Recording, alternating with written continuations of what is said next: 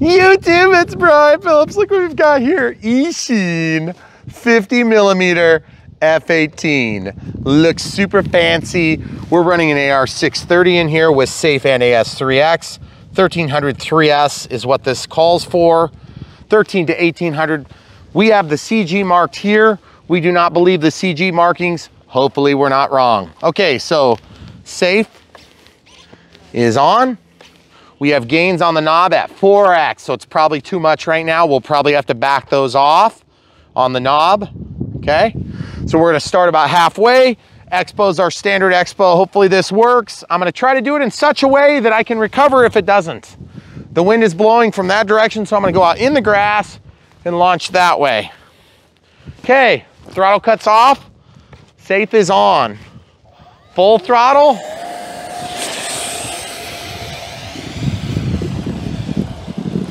Okay, so obviously we have too much gains. We're out of safe.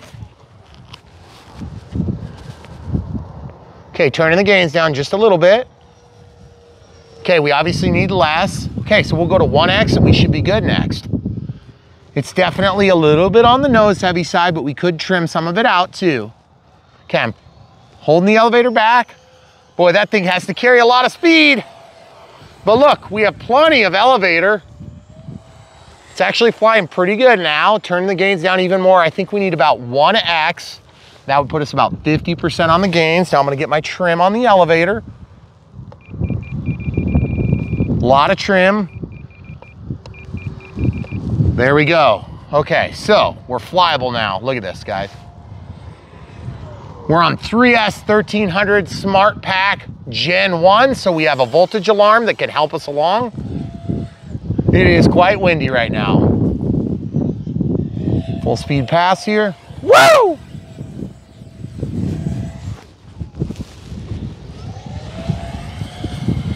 Yeah, baby, that thing looks great.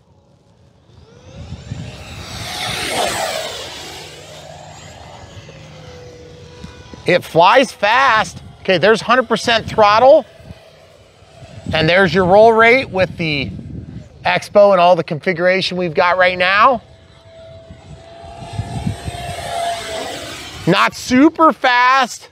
Into the wind, of course. We've got quite a bit. Let's see if we can land it.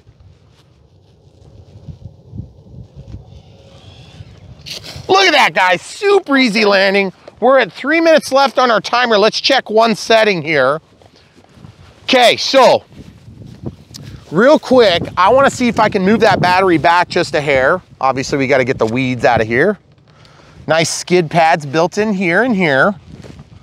This thing kind of pops down a little bit. I don't like that. There's a skid pad here as well. Okay, so those are the points of contact that you're going to hit. What needs to happen is I need this voltage alarm to sort of more or less trade spots maybe, or get up on top of the receiver. So we're gonna slide this back a little bit. I still don't think you're humanly capable in this plane of hitting the CG mark they gave us. It is wrong. I am willing to say that at this point. They want it way back here. I'm like, it's more like where the servos are. So they must have mismarked that. Sometime they said 110 millimeters. And I'm like, there is just no way. My XT60 is holding up the whole joint here. Let's see if we can do that. See, it's not quite getting down. So this XT60/IC3 can go up here, which is not ideal. So I'm gonna grab it with that middle. See how it's going into that joint there? I'm gonna pull this down. There you go. Now we're in. Okay, so that should make a big improvement. But also, woo! Do you guys see what just happened there? I went to lay this down and it popped out of my hand because the canopy popped right off in my hand. Again, not the plane's fault, but my fault. Okay, so we're gonna do a change. See where my gain is? It's way down. So we're gonna go forward programming. Throttle cuts on. Forward programming, connecting. Okay, so we're gonna do gyro setting. AS3X setup. And we're gonna go from 4 times down to 1. Okay. And we're gonna go in here to dual rates and expo. We're gonna change this to 15 in the center. And 15 on the center. And 15 on the center. with the top setting being instead of 20, we're gonna go to 30. And yes, that's right. We're just gonna change that to 30, and we're gonna change this to 30. So we've got an out, okay? So that's 15, 15, and 15. And then our lowest setting is 5, 5, and 5, okay? We're not gonna probably fly that way, but we're gonna start here again. Safe did work, but we just had too much gains, and that's why we saw the overcorrection and the oscillation. So throttle cuts on, I'm gonna put this to halfway again. We obviously have enough juice to keep flying. I do like launching in safe on these planes. It helps quite a bit, and we could probably use yet a little bit more trim even. So I'm gonna walk out of my menu, and I'm gonna trim back. I'm at like minus 80, but we may need a little bit less now that we're moving that battery back. Don't worry about the timer. I'm gonna go ahead and fly some more. Do you want me to Yeah, if you wanna just back up there. Okay. We're gonna launch this way if you wanna go back there maybe. Okay, here goes nothing. I'm gonna try launching this way this time. Okay, gains are up, I'm in safe. Safe mode. Okay, full throttle. There you go, guys. Look how much better that is. Okay, out of safe in AS3X. Look at this, guys. Look how much better we are. Look how much more flyable that is, folks. And make no mistake, it is windy right now. Here we go.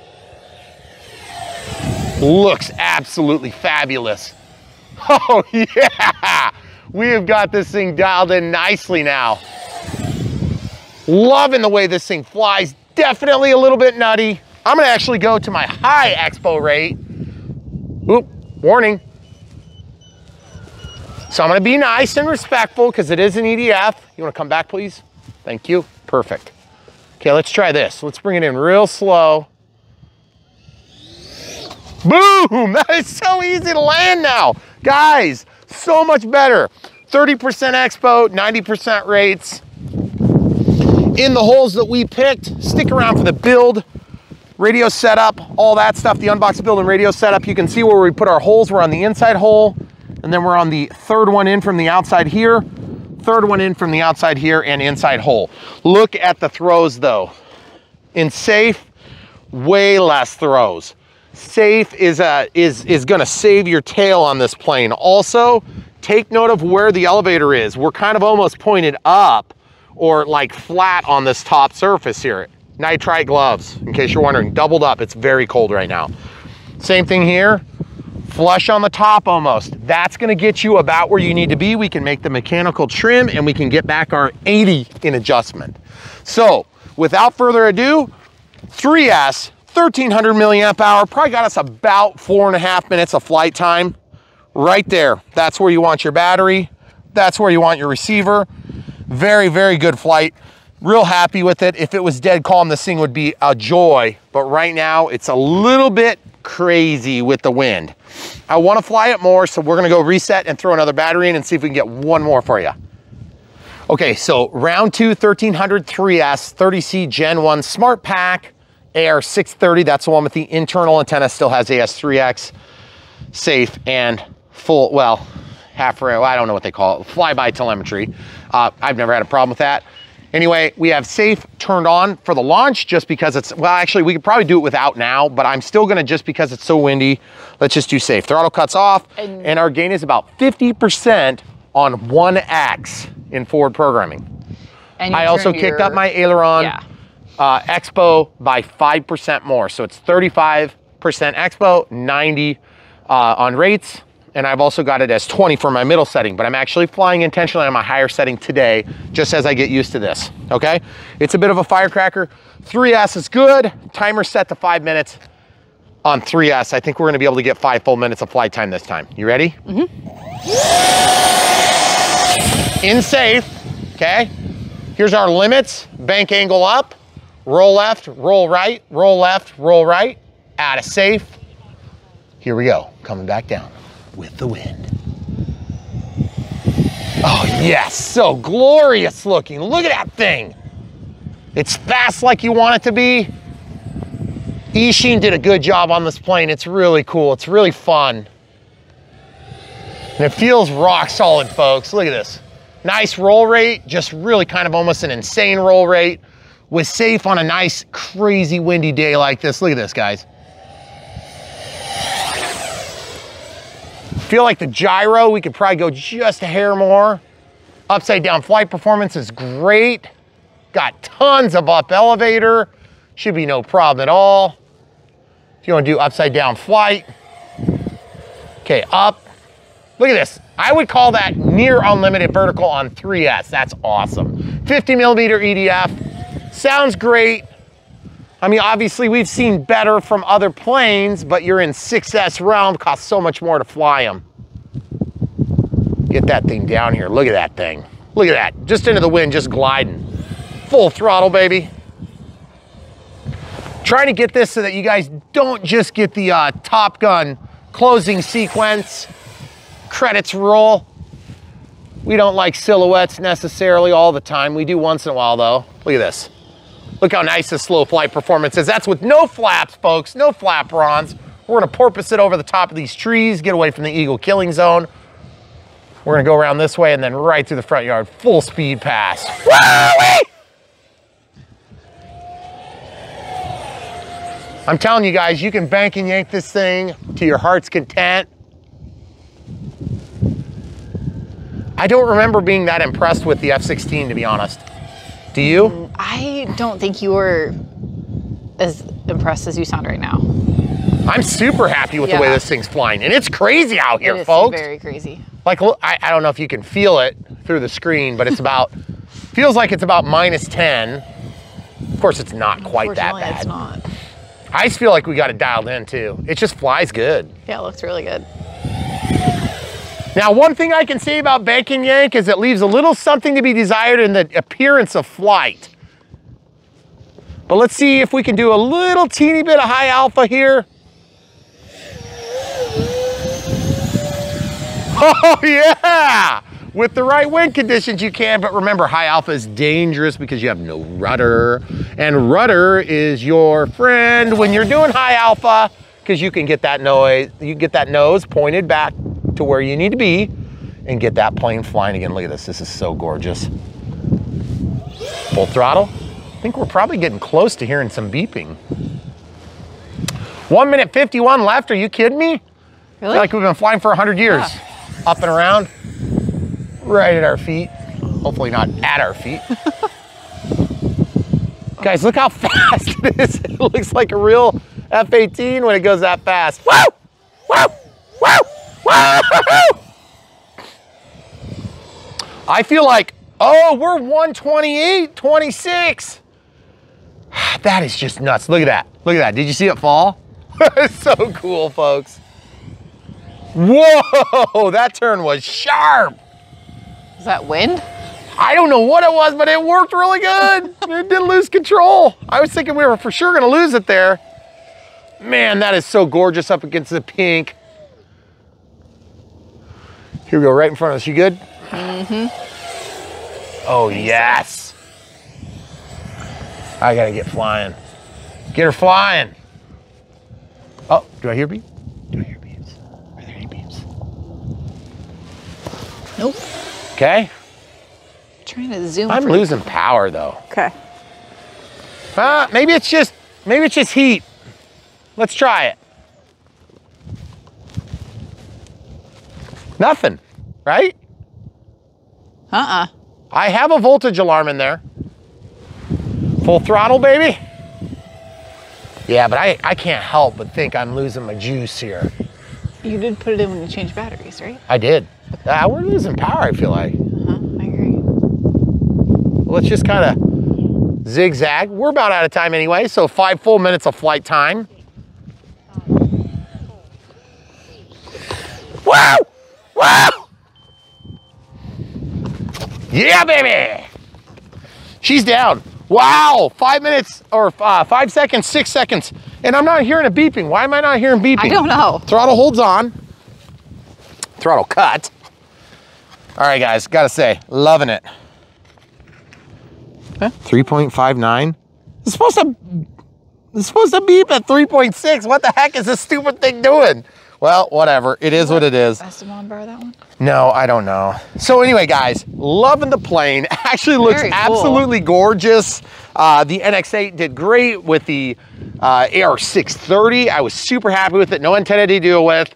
This is not going to be something you're going to fly miles and miles away from yourself, so you're totally fine with it. You have to glue the wings on. You have to glue the vertical stabilizers. You have to glue the horizontal stabilizer and elevators, and it's really a pretty easy build. It went together pristine for an Eachine. I was super impressed. Obviously, no landing gear to deal with, no pesky landing gear, no pesky rudders, no pesky flaps. With some effort, you can do flaperons, you can do telebons. It wouldn't be that hard, but the thing is, it is kind of tough because you got to dig some wires out, okay? So just be aware of that. It'd be nice if the extension cords came all the way up here, but then you'd have to deal with them. So guys, we're freezing our tails off. Without further ado, stay tuned for the Unbox build and radio setup. And don't forget, the best way you can help support us on this channel is not through Patreon, although we really appreciate you Patreon supporters, we really do. Secondly, it's not through PayPal, but you can do that too if you don't want to do the Patreon. The best way you can do this is to buy this plane or a plane just like it through our multiple links down below. We have thousands of videos to help support your enthusiasm in the RC hobby. And as you advance through your hobby, we will help you make the best decision you can with your limited RC budget like everybody has, or maybe if it's unlimited, you just buy a little bit of everything. But at the end of the day, we appreciate you guys. We work with a bunch of the different great companies. Eachine has been a very good company. Surprisingly, compared to some of the other Chinese companies, we've been super impressed with most of their products. I think we've had one that we weren't. So very happy with this one. It is a plug and fly. We'll show you exactly how to get this thing out of the box and in the air. And my camera crew is freezing her hands off. So she says, wrap it up. And we're gonna do just that. Stay tuned. Don't forget to check the links and buy this thing for yourself. Come back for more. YouTube, it's Brian Phillips. You might have already seen some other flights of this. If not, if this one's being shown first because it's dead calm and beautiful, 50 millimeters of pure delight, 588 wingspan, 600 length? I don't know. 1300 milliamp 3S installed right at the strap. I'll show you, but then I'll have to adjust the battery. Our strap always has to go into this little thing. See that? Or our connection points have to go in there. The XT60 and IC3. And then basically this is a belly lander. It has some strike pads. We've been super happy with this one. We have it at 1X, a little bit more than average expo, and we are super happy. You can hand launch it from here, no problem. Okay, so throttle cuts off. I have this set up with Safe Select, so I actually turn safe on for launches just to make sure it's working, and then also it makes it like pretty much flawless and you have no problems. You don't have to worry about stalling it. So just so you know, you don't have to do that, but I like doing it with belly launchers or belly landers just because you don't get a get out of jail free card. Full throttle. There we go. Look at that thing. Okay, get it flying. Okay, then we'll come out of safe. Absolutely gorgeous. Look at this. We're coming in hot. You ready? That is so cool.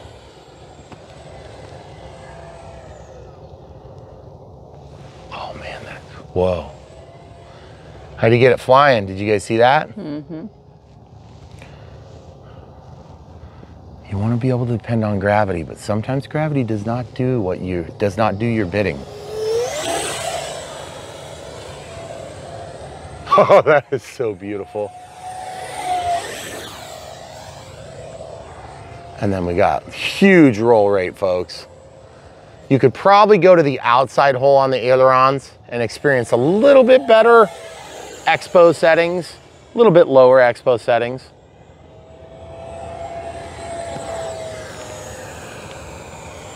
Coming right down at our feet, you good? Mm-hmm.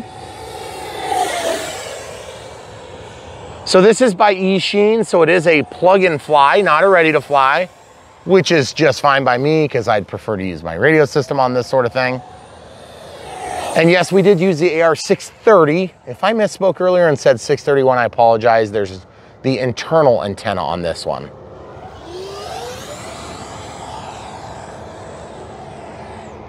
Rudders are nice, I love rudders, but I will tolerate a bank and yank. Let's go up toward the end of the driveway there and see if we can get into the sun for the close passes. If you want to get up there on the edge of the runway, because this is not going to land on the actual runway, we should be safe. When you're flying a super small plane, folks, just remember you keep your wits about you with spatial awareness. Sometimes it's a little bit tricky and you will forget, oh yeah, I'm not that far away, or I'm not that close. You need to go about 10 steps out. There you go. No, that, wrong way. Down the runway there, cam crew. Thank you, perfect. I need you in the sun. There you go, perfect. Now when I do my pass, they'll get it in the light. Okay, we'll try a real super slow pass here. This is like at idle, just above. Look at that beautiful pass there, folks. And I gotta say, this thing looks absolutely gorgeous in the sun. It flies really good. It's got ample power on 3S. You're not gonna get a long flight time on 1300 3S, just so you know. There's our beeper. You hear it? Under load. Yep. I don't know if you heard it, I heard it. Mm-hmm. There's like one beep. It's weird. It might have had one cell sag just a hair for a second, and then the smart circuit. Nope, I heard it again. Oh yeah, we're getting a little low. Get her flying, Brian. There you go. I'm just trying to get you some more passes so the people can see it, because it looks absolutely fabulous. When you go between a shadow and sun, folks, it just really kills your exposure on a camera. And when you fly radio controlled airplanes a lot and you record, it is a challenging feat. And so the camera crew, one of the best in the industry, I think. Throttle cuts on. We're 1 minute left on flight time. We can squeeze about 5 minutes of flight time out of this thing, but just want to let you know, we are only flying for 4 minutes this time. Now, why are we doing that? A, because of scheduling conflicts, and then B, because I don't want to push it. Okay, so that's the first I've seen. I think that might actually be paint. Is that paint? Will you try to grab that little thing? Is it? I think you oh, it's just paint. Dirt. Oh, right, I just hit the dirt. More than the grass. So, in closing, if this is coming at the end, I'm not sure. This will probably be at the beginning. Awesome plane. Love the way it's flying. Once you get it adjusted right with the SRX and safe, she's very tame. Like I said, we found this position to be about right, okay? I'm just gonna warn some of you, this nose seems to be kind of weak here. That's not uncommon with jets with thin sidewalls here. Now, I wouldn't say that I've had rough landings on this at all. My landings have been reasonable. So I would say that if you're not a phenomenal pilot, get yourself some carbon fiber, the kind that's about 3 millimeters thick and about 1 millimeter thick and about 3 millimeters wide, and get about a, I'm gonna call it 300 millimeter piece, cut it in half, and run one just above where the battery goes. Take an X-Acto knife, cut it at an angle, and then glue it into that slot and do the same thing over here. That will buy you so much insurance. But that being said, I mean, it's not broke off or anything. It's just that the paint kind of flex a little bit in those areas because there's inevitably going to be a little bit of ebbing and flowing there. Love the way that this thing went together. We used the AR-630 in this position. Love the way it went. We did not do flapper-ons or anything in here. And to be perfectly frank, if you're going to do it, you're going to have to dig in here and figure out how to get to the wires because the Y splitters are buried in there. So you need to be aware of that. And if this comes first and people don't watch the other flights, the CG that's listed in the manual, way off. Agree with. This is the CG right here. Okay, notwithstanding the battery alarm, which I'm going to hand to the camera crew. Look at this. Okay. Look, I mean, I can't even think of it. Even close. Look where I'm putting my CG. That's where my CG is. It's got to be a typo. I think what they meant to say was 110 millimeters from the back. Or from here back. No way. Because 110's like this. But I mean, if you measured from here, even that is way far back. So I'm telling you, this is where I'm balancing. and I'm flying it and it's looking really good, okay? So gravity doesn't lie, just in front of the, and honestly on an F-18, that seems about right to me. And you can see it's coming in here, it's flying like just like this, that slight up attitude, and I just love the way it looks. It glides great. Now you did notice when I got up there, it didn't want to fall back into a flight. You had to power it back into flight, which is a little bit scary, and that lends itself to being slightly tail heavy even. So I would say that if this is where we are on tail heavy, I would say that that battery could be slightly forward, especially for the beginners, or if you're really a beginner or you're flying without a stabilizer, all the way up there. But you're gonna need to make sure your elevator is flat on the top. So make this plane flat. And then there's gonna be an up angle on that back. Because it's octagonal, it's very hard to guarantee that you have that centered on the elevator axis, okay? So you see how ours is pointed what appears to be up, you know, let's call that 3 degrees, or flat on the top of the plane. That's what we needed for a consistent, flat and level flight, okay? So when you're doing your mechanical trims, rather than centering them like you would normally center them, so it's straight through, center it so it's flat on this plane. That'll make a big difference. The other thing too is if you wanna improve your slow flight performance, you can definitely make this plane have flaperons and it would probably work really good. But there again, it's just one of those things where I'm not sure it really is justified on this plane because it just does great out of the box. So without further ado, NX6, AR630, 1300 3S, Gen 1 for the voltage alarm because there's no telemetry on this particular setup beyond the little bit of telemetry for AS3X. But you could put a, you know, a 637 if you want to plop like as much as a plane on the transmitter and receiver rather. NX8's been great. I think we're like 70 some odd planes in and cooking and just love it. It's been very good. I can't believe how good it's been, in fact. This plane is great, 50 millimeters. We did the F-16 not too long ago and I wasn't near as impressed as I was with this plane. I'm not gonna sit here and say that the F-16 was bad because I don't remember it being bad. I just felt like it was more doggy. This thing is not doggy. So that's great in my book. So definitely pick one up for yourself if you like F-18s or if you want to support our channel by bringing us a small commission when you buy things from the links below. You'll help support us, keep us funded and in business. So we really appreciate you doing that. And if you can't do that or you won't do that and you want to support us with cash, you can do Patreon or PayPal. But again, we aren't asking for that. We think the best way is to just buy planes. That's what we think is most beneficial for both parties. So everybody wins. The other thing too is if you ever think that we review something, you don't like it, just buy a different plane. Some planes are just not for everybody, but I think this plane is great. And I will tell you, if I don't like a plane because I don't like the style of plane, I'll make sure to preface my commentary with that. Everybody has taste and not everybody loves every plane, but I love flying most planes, even if they're ugly to me, which is weird, but I don't find very many planes ugly anymore. When I first started in my hobby, or not as a kid, I found lots of planes ugly. But now I have this like different appreciation for planes now that I've been flying so many of them. It's strange. I don't understand why that is. So anyway, you guys will find the same thing when you get up to about 200.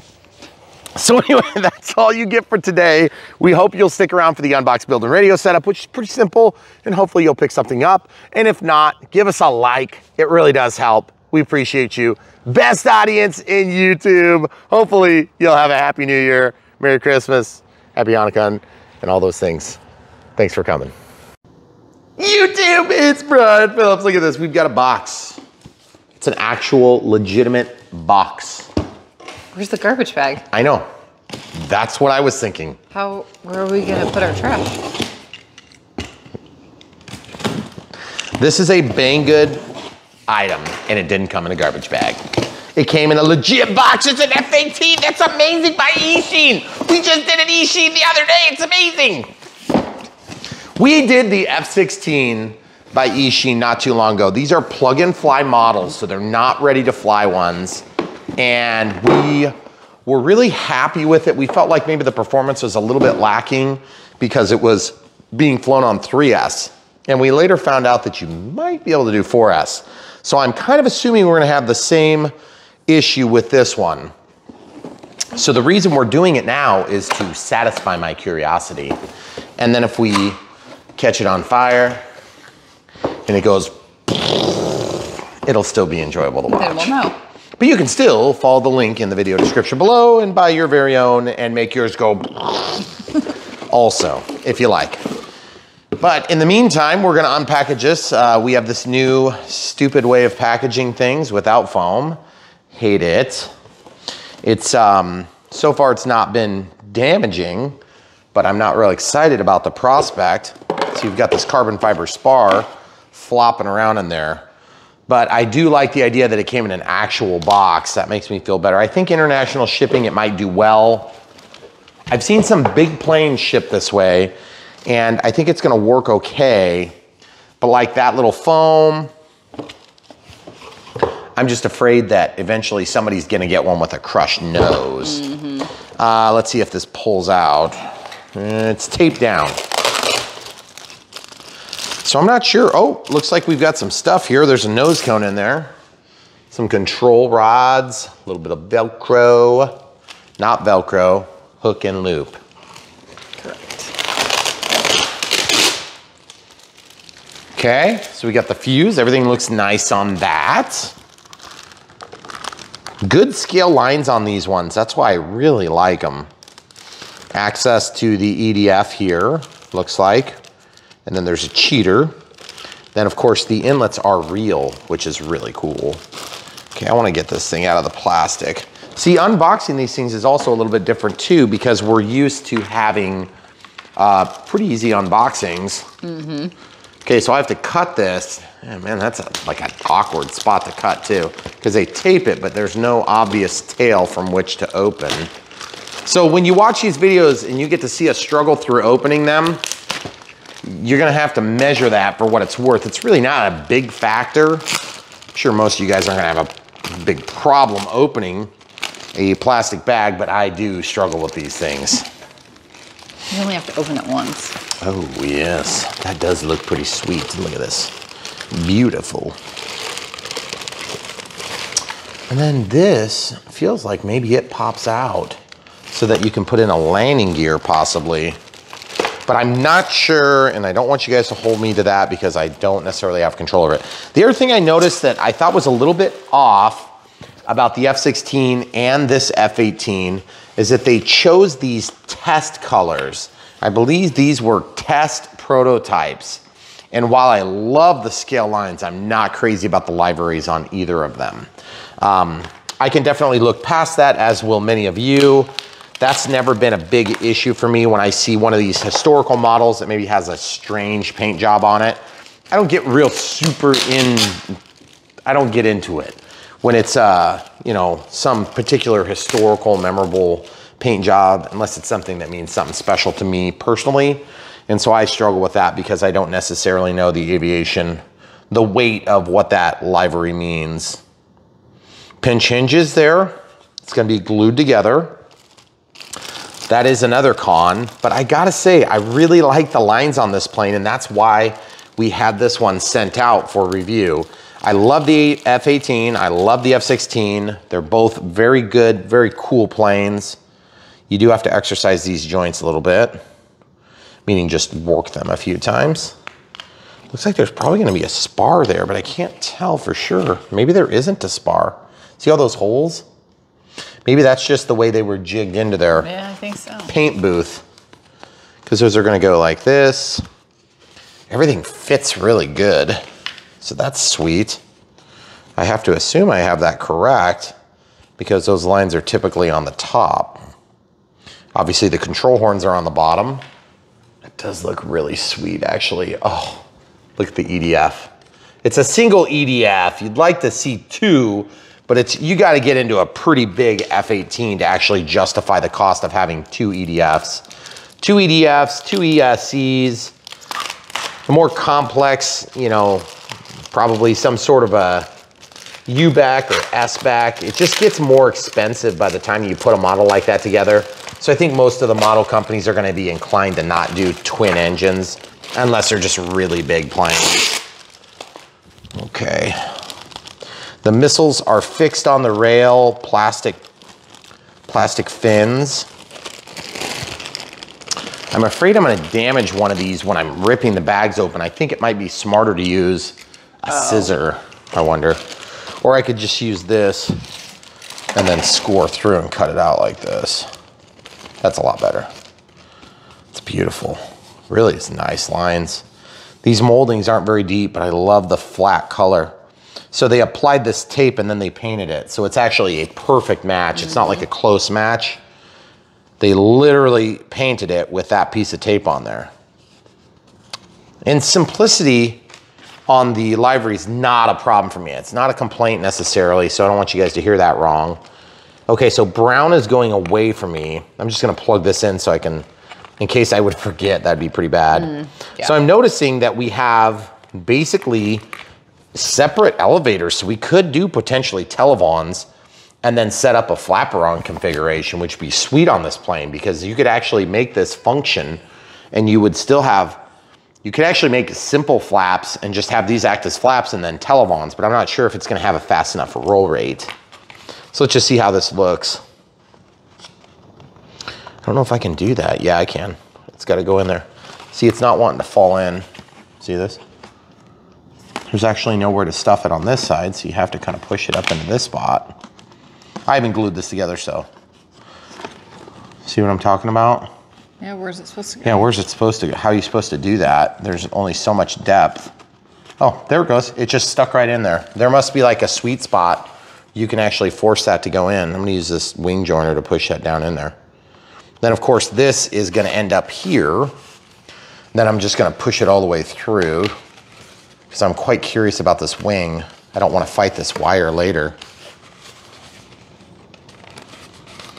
I'm just gonna try to kind of roll it in there. It's a little bit tricky, a little bit tricky. There it goes. It's making a nice tight joint though.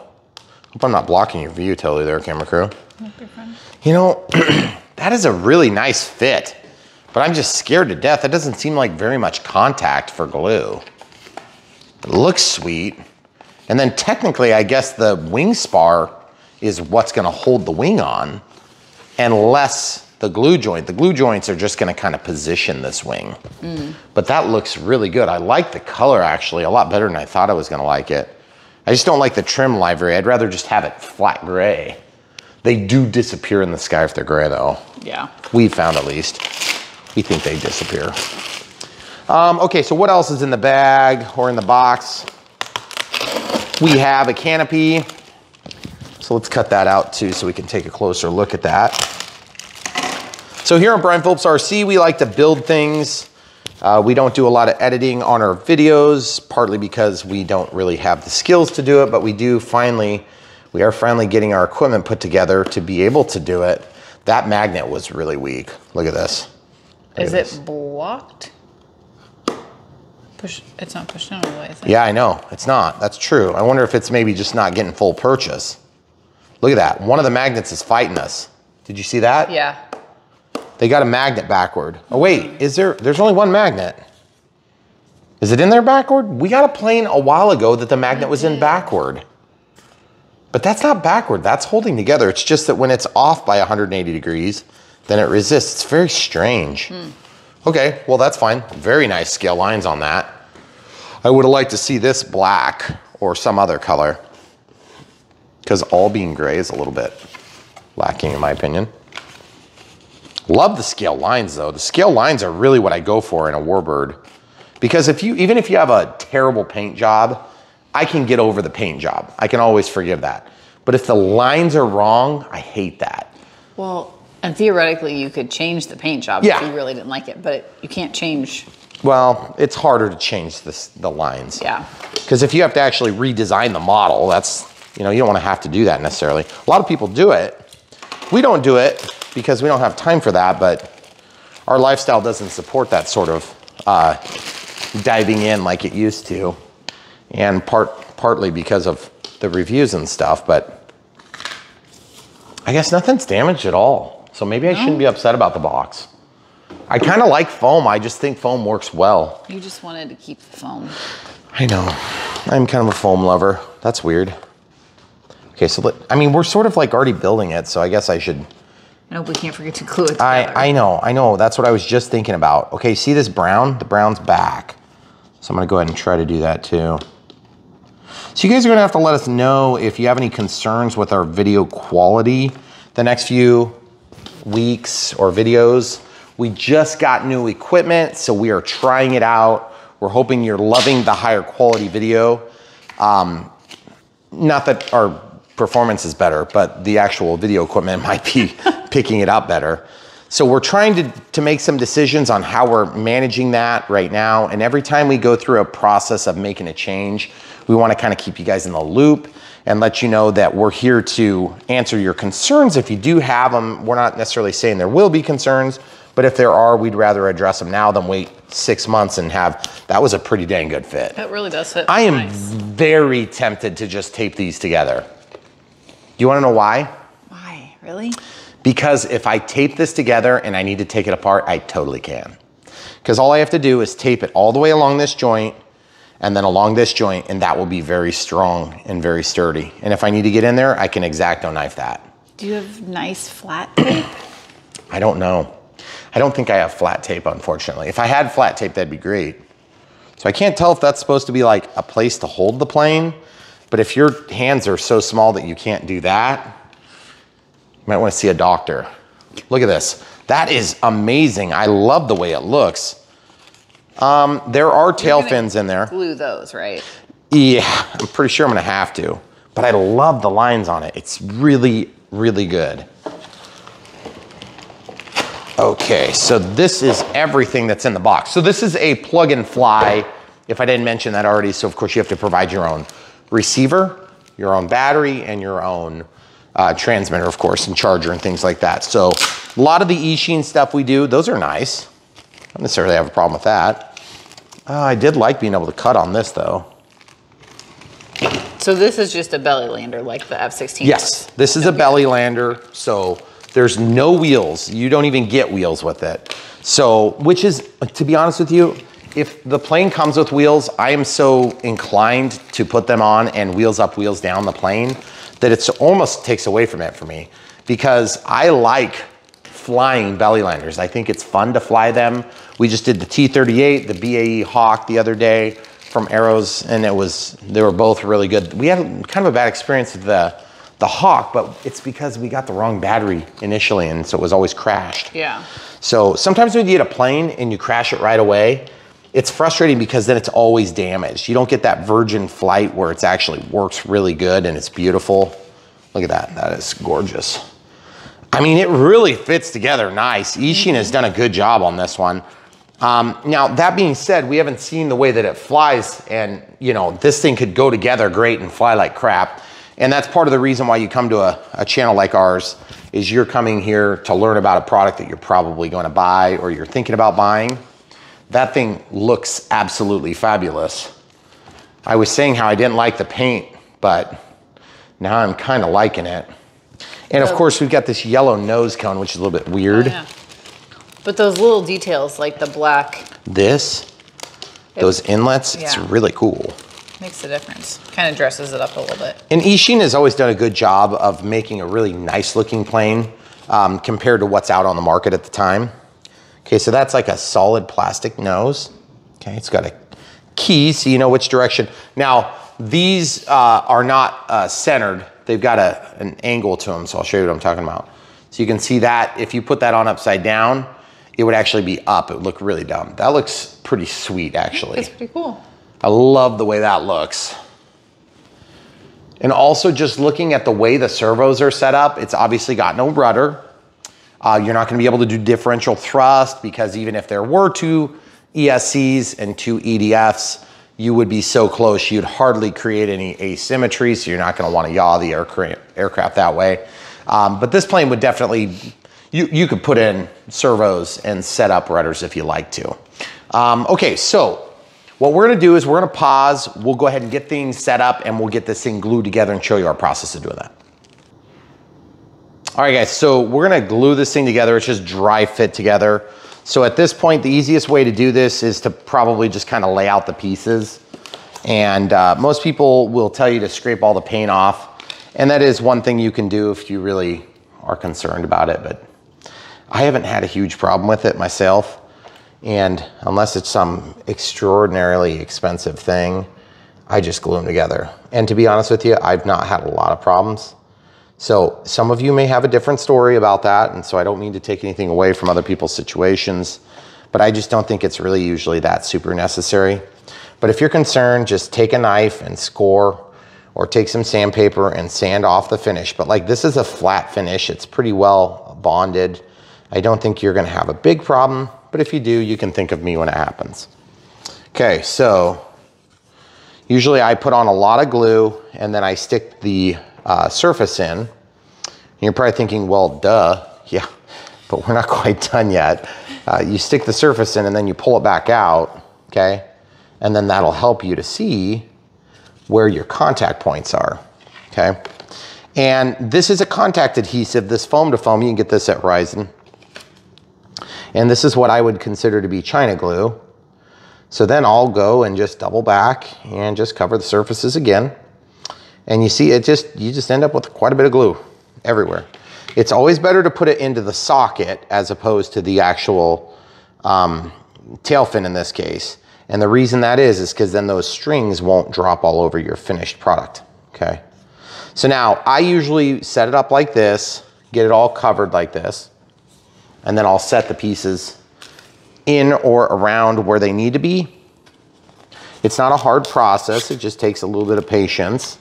And gluing is a pretty critical part of building models. Even on some of the most sophisticated models, there's glue involved. And so we've actually been reaching out to a couple of different vendors to try to develop relationships on different glues that we could help kind of showcase. Because we've historically used a handful of different brands and we've had pretty good luck with most of them. But Bob Smith Industries is the stuff we usually used. And the only reason we used it is because that's what they happen to have at the hobby shop. So then I went out and found a website, but we'll wait and see how things go. We've been kind of working with them, trying to come up with some sort of a agreement. See this? Strings, Q-tips, right? So it's already getting stringy. So you want to be careful to let them sit for a second or two, but not so long that you can't actually slide them in and get good penetration. Because if it gets too dry, you won't be able to slide them in. It'll like crush the foam on the way in the hole. So then you have to reapply new glue. And that will help you to slip it in. Okay, so I'm just gonna go ahead and put this one in. And same thing is true with mucilage, which is the glue that you get from Hobby King if you're buying from Hobby King. And to be honest with you, I long for the days where you used to get a model and then they would send glue with it. Yeah. And really, I don't understand why they don't, because it really kind of makes sense. I mean, it is part of the assembly process. Now, I understand not sending CA on everything because it is kind of hard to ship CA, certain restrictions on that. But when it's just China glue like this, there's really no excuse. Especially when the whole thing isn't meant to be glued together. It's not like... Right. It's not like an optional. Or one little tiny thing. Yeah, right. It's not like an antenna or some decoration. You know, it's like all of the whole thing is glued together. Okay, so quite a bit of glue, a little bit on the edge, hardly any though.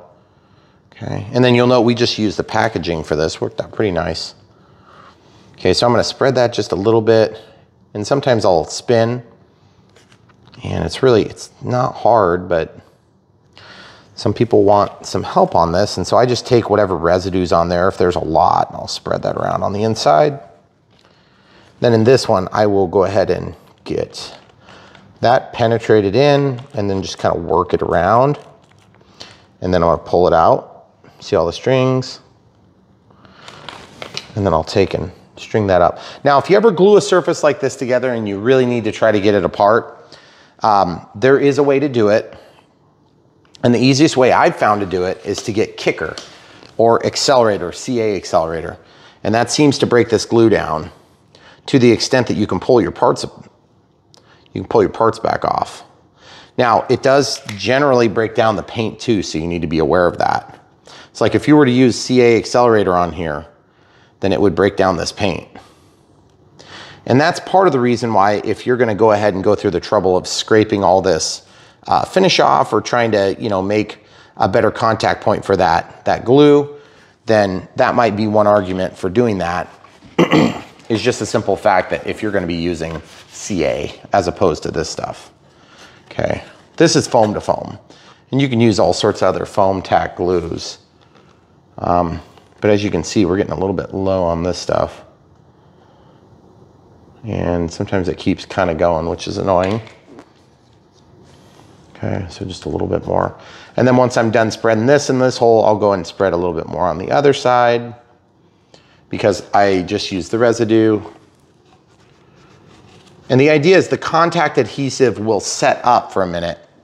And once it's set up, then you can push it in and it basically won't. I mean, you can hold the plane by that. I just glued that a second ago. Okay? And I'm not just exaggerating. It's there. You could hold it all night now. So it's amazing how fast it works. And so I've got people that tell me, oh, you need to let it sit overnight. No, you really don't. Trust me. You think they do at the Chinese plants? No, they don't, because they're doing like 40 of them in 5 minutes. And they'll do it like almost perfect job of it too. Okay, so just on the front edge there. And this is one of those times where you're gonna be compelled to just like stick it on there and leave it. And it won't stay, because that's what's gonna happen is if you stick this on here and you try to leave it, it's just gonna fall off. And then you'll get this glue joint that looks like this. That's what it's gonna look like. And it'll look like crap. So what you gotta do is you gotta work this around. See the strings, work the strings, let this stuff breathe. Get back in there, spread that stuff around a little bit. It's getting tacked up pretty good now, actually, though. I'm gonna apply just a little bit more glue to this nose area. And that makes up for those imperfections also in the foam and the paint and the different materials that are used. Okay, we've let this sit long enough, so we should be able to, I think we wanna do this side first. Try to keep track of which one you did first. Okay, so I'm gonna put it in the biggest opening and then slip it forward. Then we'll walk it in. Okay, now this wing might fall off, and that's fine if it does. It's hooked up to the wire for the servo cable, so it should be good. And you can see that's in there nice. And then these, I'm not having to use a square or a gauge or anything like that. I'm not measuring anything, I'm just putting them in. Doesn't seem like this one got in quite right. See that? See what happens when you let it sit too long? It doesn't want to get all the way in. You see what's going on there? Now it's in. You see that? It's in tight now. And you can tell by this gap. That gap is perfect now. That gap is pretty good. Yep, perfect. And look, I just put that in. Okay? It's not slipping out. I just glued it. It's holding the entire weight of the plane. Without the battery, without the receiver. But still, it's a lot. And you'll see the way I do this is I just go from one to the next, to the next, to the next. And really, if you're super fast and you're not sitting here talking to a camera, looking like a weirdo, then you can probably just take all the components and glue all of them, and then you can just put it together, live and in charge. It's not really that hard. Okay, so once this is assembled, now we have the wings to glue. Now this is the only point where I'm not 100% sure. I also want to see how they did this, because we have this, which is the ESC, almost certainly, because it's got that extra weird line on it. And then this, which is the elevator. Then we have this, which is, what is that? Oh, there's a label that fell off of one of the cables. So obviously this is the battery, so it's got an XT60 on it. So you should be able to use an IC3. What's this say? Throttle. Throttle fell off. This is supposed to be on here. Please set the ESC route again before taking off. What? Range? Route? Is it supposed to be I don't know what they're talking about. We'll figure it out. So anyway, that's fine.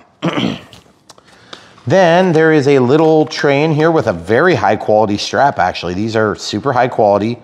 One of the big drawbacks of jets is that you almost always have trouble getting batteries in. This is just a balsa wood. It's painted black. I don't know why they went through the trouble of painting that. It's inside of the canopy, but I'll take it. Not gonna be a lot of room for a receiver. So what we're gonna do, I think on this plane, we're gonna use the NX8, which we generally do from Spectrum, and then we're gonna do an AR630. Now, why the 630, you say? Because the 630 is an internal antenna, not antennaless. There is an antenna. And if you were to take this off, you can kind of see the traces back and forth. It's kind of under the bind button. I don't know if you guys can see that, or we'll see if we can whip it out. Can't see it on this side. But you can see those traces back and forth. And of course you don't need a bind button. Also, that will allow us to do more sophisticated mixing. If we wanted to, we could actually set up multiple flight modes, one of which could be ailerons, act as ailerons, and tail acts as tail. But the way that they have currently wired this, you would have to figure out where this wire goes to do that. And in order to do that, you would have to figure out where the ailerons go to do that. Which means you would probably have to, in this case, it looks like a Y cable would be pretty much for sure involved in both the ailerons and elevator. Now, the other thing I note is that there are 2 servos, and look at the position of that servo and that servo. What that tells me is that those servos are going to run, one of them is reverse, okay? So you see that? That servo and that servo, if that was on a splitter, if it doesn't have a servo signal reverser on one side of it, then that means one of these 2 servos is in fact a reverse servo. That means that instead of you have a signal that's split off to a Y cable and it goes to the aileron left, aileron right. So my right aileron goes up, my left aileron goes down. My left aileron goes up, my right aileron goes down, okay? So on an elevator, it's the same thing. You want them both go up and both go down, but the servos would have to be mounted in an opposite configuration. So like one would be pointed up, one would be pointed down for them to move the same direction. Plus then you have geometry issues that you have to make up for, and they almost never do that on these planes. So what they do is they have one of these is reverse, or there's a servo signal reverser that is in series with the cable that comes out here. Thusly, you're able to plug into it. So let's go ahead and test that theory before we glue the wings on so that we understand the way that this is going to be accomplished. Now, why are we doing this in this order? Because I need to know how I'm setting up my AR630. Now, you could obviously use an AR410 and you could do throttle, elevator, ailerons. That's 3 channels on an air receiver. It'd be very cheap, but you don't have AS3X, you don't have safe, you don't have any of that stuff. With this, you're gonna have AS3X, you're gonna have safe, and then you're gonna be capable of flaperons, televons, and elevator. So you can actually do both simultaneously, which is pretty cool. So you could switch modes, and when flaperons are deployed, it would switch to a televon, which would be pretty cool, because then these wouldn't even be flaperons at all, they'd just be flaps. So it'd be pretty cool. We're gonna fly it, just so you guys know, on 1300 3S. We have Gen 1 packs in this, so we do have the balance lead, which in my case is nice because then I can use that for voltage alarm. But let's see if it fits real quick. We were a little bit underwhelmed by the 3S performance in the F-16 by Eachine. Same family of planes. It flew, it got around just fine. That's a perfect fit width-wise, but it just didn't have the performance we had hoped. And so much like what we experienced with the T-33 from Arrows, which was actually a little bit better performance on 3S, we went up to 4S, handled it no problem on the ESC. So maybe that'd be true here. You'll note that that fits perfectly width-wise, but it's not gonna give you much room to manage the strap. The strap is pretty long, so you may have to shorten that. I really like that that fits good. But the thing is, I'm afraid, see, this barely goes down at all. Like there's not hardly any that's gonna go into the cavity, which is great. But we need to work out CG. And we were just about ready to look at servos. So let's go ahead and do the servo signal tester with the XBC battery checker. If you guys don't have one of these, this is one of these tools that you don't need, but you need. It's awesome to be able to use it. If you have dumb packs, it works fine. If you have smart packs, it works even better. And if you need to test servos, like we're gonna do right now, it works really fancy. Now that's not to say this is not the first servo signal converter that you've ever seen, but it is very simple. Okay, so then you've got your up, down, and then sweep. And you can do that in either speed. And you can also change how big the steps are in terms of, I think that's microseconds, but I'm not sure. Okay, so that's the throttle. This is the elevator. Okay, so elevator, and the minus goes to my left. Okay. Okay, so they're not connected because we don't have our rods attached yet.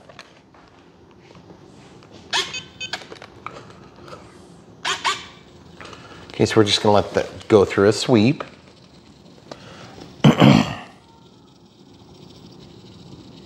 Okay, so that works pretty simple. Now, the other thing somebody could do if they wanted to have a plane that had flaps, but they only had a 4-channel transmitter or receiver, you could do throttle, you could do elevator, or you could do, actually you could do elevator left, elevator right, which would be televon left, televon right, and then flaps, which would be really cool because you could do all of that with a 4-channel transmitter, but no stabilization. This is a pretty small plane. So the reason you could do that is you could change your linkages so that this was controlled by this, and this was controlled by that, and then these controlled this, which would be pretty sweet. Because I have a sneaky suspicion it would be much easier to get the wires replaced from here and here than it is to replace the wires from here and here. I'm not sure how you're gonna get in there and do that. Okay, so I'm gonna put those in the center position. And now that we have put them in the center position, we're gonna actually leave this in the center position. We're gonna leave it live, leave it hooked up, and then we can go ahead and put our controls in. Should we? Or is that a bad idea? Oh, well, I mean. Well, the reason we're doing that is because it's gonna impact the weight. Yeah. So we do need to probably get the box or something that just holds it up because these wings are still, even though they're strong, I don't wanna push them out and have that glue seep. So what we're gonna do is just lay it up on top of the box that it came with. Let's go ahead and put these things on right now. Now you'll note that these are energized, so I can't accidentally push them out of their position, out of their home position, okay? All right, so we've got 2 longer ones, 2 shorter ones, pretty straightforward stuff. Looks like the longer ones are probably gonna be for the elevators, yeah. And the shorter ones, of course, are for the ailerons because they wouldn't reach. Make sense? So where do they suggest that we put these pins? I believe it did say. There's the center of gravity. It's 110 millimeters back. 4 and 3. What does that mean? What is that supposed to mean? Install wings, tail gear, and inner hole 4. Inner hole 4? What is that supposed to mean? Inner hole 4? Well, wingspan steering gear. Wingspan, would that be aileron? What the heck is that? No, I'm trying to figure out the inner hole versus the outer hole. I don't even know what that means. Is there anything else it shows? Oh, just show me on a picture, people. For once, type. They did, but it was a black picture. Where? I mean, you can't tell. You can't see. You can't see. It says 4, but that doesn't tell me what that means. So, yeah, they have a picture and it says 3. So all the way out? But then what does it do on the actual control surface? And it doesn't say anything about how much displacement you want to see either. Because that's the other way that you would typically know. Okay, well, I guess that's what you get. So I'm going to go to the outside hole, the outside-most hole. And that means, unless, of course, they have it drilled, which there is some bit of a drill amount on this, it looks like. Maybe that's our telltale sign that we needed. See? You see that? There's actually a bigger hole. You see the one that's right above what I just did? Is that one even bigger? Yep, it's opened up. So if it's opened up, I'm just gonna take for granted that that's the one they want us to go to. Okay, I could be wrong, but this is just, we're in the process of elimination at this point. Okay, same thing over here. Sorry, I'm blocking the camera crew. You're gonna have to move around me if you can't see. Here we go. So I tried that. It seemed to go in okay. So now, do we go into the inside hole or the outside hole of this? I have no clue. So let's just try, We're gonna have to screw this in a lot. 1, 2, 3, 4, 5, 6, 7, 8, 9, 10 turns, half turns, okay. 11, 12, 13, 14, 15 half turns. And then we're just holding this so that it's square. And now that that's square, I need to line up with either the top set of holes or the bottom set of the holes. I don't know. I would say the bottom set. It's a hand launch. You don't get a second shot at it. Right. I'd rather have a little bit too much and then have to expo the heck out of it. And then we can go back and adjust it back out. Now, if you guys don't know what I'm talking about, what I mean is I'd rather have the throw authority on a hand launch plane. Is that about square or is that down? It needs to come out, doesn't it? It needs to come out a couple turns. Probably 1, 2 halves. Yeah. Okay. Too much. Oh, it's hard to tell on that one. That's too much. I need to go back half a turn. Maybe I'll be wrong. You can tell me when I am. Okay. Does that look wrong? No, that's probably better. Okay, all right. I'm gonna pop that through. This pin is a little bit challenging to get through, but it did go. Then this little O-ring is just microscopically thin. Okay, so now that that's in, let's do the same thing on this side. Now you'll note that there's a slight disparity in these two servo horns. Okay, one's like this, but it's not off by a full key, okay? Because there's so many different positions on it. Like, so let's say there's 10 positions that you can put it on that spline, okay? So this one happens to be here, this one happens to be here. Well, there's nothing you can do about that. If you try to correct one step back, it's gonna be just further back. So there is a point where it's like you just can't do anything about it to be exact. They're gonna be slightly off, and that's why you have this makeup on the clevis. Okay, so now let's get that run in. What are you doing? What are you doing? Let me stay over here. Yeah, because it's so much easier. Yeah, I'm just going in a bunch. Can you see pretty good from there? Yeah, I can, that's okay. Okay, because like my belly's gonna be in the way, no matter what. Okay, so now we need to go to the bottom hole. And now I get to actually see what I'm doing. And I think that's pretty dang close. So for those of you that don't, you know, if you're new to the hobby and you're like, hey, is this gonna be a great plane for me? Is it I really like the F-18. I used to fly F-15s, or F-18s rather. And, you know, like, or I grew up watching them or whatever. The National Guard had F-18s in my area. That's pointed down slightly. That's pointed down slightly. I feel like they're pretty dang close. I might wanna go out one more. The answer to your question is, I don't know yet at this point. And we never really know at this point of a build because we haven't flown it yet. We're still building it. You know, there's a few different people on YouTube that are gonna tell you, oh, this is the best, this is the cheapest, this is the easiest, this is whatever. That's a bunch of BS. There are a lot of planes out there, and there are a lot of planes that are not the best, cheapest, smallest, biggest, fastest, any of that stuff. And they're still awesome planes. And there's still some that are the fastest, cheapest, whateverest, and I wouldn't recommend buying them. So just because it's the est doesn't mean it's one you want. So that's why you come here. We'll help you sort through and you can pick something that you really like that's gonna actually make you happy at the end of the day.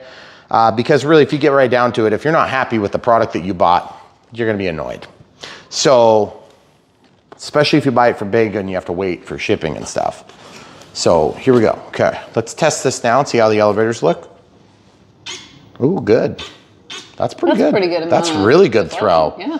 Okay, so I'm satisfied. I'm gonna leave it in the center. Now I'm just gonna unplug my servo lead, okay? They're obviously going the same direction, which means it's an elevator, and that's all it is. If you wanna make that a televon, you're gonna have to figure out a way to split those wires. Now I can see they're right there. They're right there on the other side of the magnet, okay? So it's maybe not so bad, but you see that? That tells me that that's probably one of the servos is a reverse servo. See, it's right there. See how the flash works on it. Yeah, so you see this, guys? That's the cable. So you could probably slide that forward and separate those leads. You could desolder the one side from the other and you could get away with it. I'm not sure that I care to do that on this plane just because I want to see if it flies worth a darn first. Then maybe we'll look into doing a modification. Because really, the elevator is probably okay. You're going to command a lot more roll authority with the ailerons on this anyway. Still, in saying that out loud, it is kind of annoying to me because I feel like there's so much more that this plane could deliver if we were allowed to set that part up ourselves. Because of all the stupid things that these manufacturers make us do, that's one thing I would like to do. Just send the wires up front, put a little Y cable on them, and we'll deal with it. Because then we can set it up how we want on our own radio system. Okay, now these wings are still not attached permanently. They're attached with a wing spar. We could tape them too. I mean, the tape is removable, whereas the glue is not. And you remember how fun it was getting those things joined together. I don't know. I'm kind of inclined to just pull them out a little bit and just put the glue on and be done with it. Okay? Don't you think? It's not that bad. See? I just feel like it would be almost as good if we just went forward with tape. It's your plane. Okay, so I'm gonna put the glue here. A little bit of glue here. And then we're gonna do a little bit of glue here. And you'll note that this is gonna be a different method than I used on the other point. Now, why am I not gluing all the way along the whole surface of the wing? Because I don't think it's really critically necessary. Because honestly, I felt like that wing was pretty well supported, even at the back. Now, would it be better if there was a spar there? Of course it would be. But you do have to have a limit at some point. These manufacturers are not just gonna put like a spar in there if it doesn't need it. If it doesn't absolutely need it, like children will die without it, they're not putting it in there, okay? So I'm gonna flip this upside down. And you're like, but you just put glue on there. Isn't it gonna drip off? Yeah, probably not. I'm guessing not. Just a little bit there, a little bit there. This gray probably makes it hard to see all that. Good thing we have a new camera with like all that crazy resolution so people can see my pores. Something like that. Okay. If you get glue on there, if you roll it off right away, it can come off, and if it doesn't, take your Q-tip, stick it in your kicker, and wipe it off real carefully. Don't overdo it because you'll take the paint off, and this finish is pretty good on this plane. Okay, see like the strings? The best thing you can do is just roll it up. Okay, so just spread that out a little bit, spread that out a little bit. So for those of you who are wondering, we have some upgrades hopefully coming for the channel in the next year or so, because it's a new year coming up. And so we really appreciate you. It's been a good year on YouTube for us. We've had lots of new subscribers. We've had lots of new relationships with these different vendors and things. And we really appreciate you vendors that we work with. And we want to help grow your businesses as we reach out to our audience as well. But at the end of the day, our loyalties lie with the audience. So we want to make sure that we're bringing you good content that's quality, that's helpful, that's not gimmicky as much as we can avoid with still paying to run our channel. Because at the end of the day, you have to give us a little bit of grace. We are trying to raise funds to pay for things, and it's not free to do this. You may think it is, but it's not. So when we ask you to buy from the links below, in the video description, when you like a plane, it really does help. And honestly, you've been doing it, and it's huge, huge, and we really appreciate it. And so we want you to keep doing it in 2022. So if we haven't already, Happy New Year's, unless it's still 2021 when you see this. And Merry Christmas, all those other things like Hanukkah and what else? Kwanzaa, whatever else you're celebrating. Festivus, for the rest of us. Just saying, whatever you're celebrating, we appreciate you and we hope you come back. Obviously, we're gonna be celebrating Christmas here. So, without further ado, ooh, there's a wire. What is that? Oh, aileron. It just fell under the battery. I thought it was some other wire I'd missed. Okay, so what would be super nice in this is if there was a built-in stabilizer like we've been getting from the Aero stuff. Because that really is nice on a small plane like this, because then you can use a cheap receiver without all the bells and whistles. Were you gonna check the ailerons with the servo tester or not? Yeah, I was, and honestly, we need to mark the CG2, and really the only thing that's gonna change in terms of weight would be the receiver, which is so light. Right. By the way, guys, this is overweight. It's not gonna be under the 250 gram threshold. Empty, I think you're still gonna be over. So let's just plop this in here generally in the spot where we believe it's gonna end up, which is about there. This is a stabilized receiver, so we're obviously gonna have to mount that. But what I wanna do next is I wanna go ahead and check the CG. Oh no, we need to put those rods in first. That's why I was like, why are you asking about that? Because we need to do the rods first. And the reason we need to do the rods first is? Adds a little bit of weight. Changes the weight. It probably changes the weight more than the receiver. Well, that's a lie. The receiver is a little bit less. But this is weight, and I wanna, you know, the elevator, it's way back there, so it's longer on the pendulum. All right, so to do that, we're gonna plug in the XBC again, and then we're gonna grab the ailerons. I can see that thing on here. That's nice. It's like real life. So you guys in YouTube land, you probably don't understand what my camera crew is so excited about. And what she's excited about is the fact that our S9, which we had been filming with for the last few years, had a real problem dealing with changes in saturation. And so we had a really hard time filming this. We had a really hard time filming our chargers. And hopefully we're gonna have a better time filming in bad lighting conditions with this new phone. We're also gonna be filming in a higher K. I think we're at 4K now, but I'm not 100% sure. We could actually do 8K, right? 30 frames per second, which is crazy. I don't even think we can do that here because our internet is gonna be so slow. It'll take like 6 weeks to upload a video. And we don't have enough memory probably. Get one new video. So, but we're gonna try to get into the 4K realm, which means we're gonna have to, you know, like brush our teeth and comb our hair. Well, you will. That's true. Okay, so centered right now. The instruction manual calls us out so unclearly that I'm just gonna go out to the outermost hole, which means the third one down they have drilled opened, okay? And I'm gonna just turn it like this and then pivot around. That seems about right. Okay, so now let's center this at the inboard portion, and you can see we got a long ways to adjust. So I don't know if you guys can tell, I'm just twisting this clevis that's gonna run it down the length of the linkage, and then eventually it's gonna line up with where I need to go. Okay, that's a little easier on my back. We're getting there. Oh my goodness.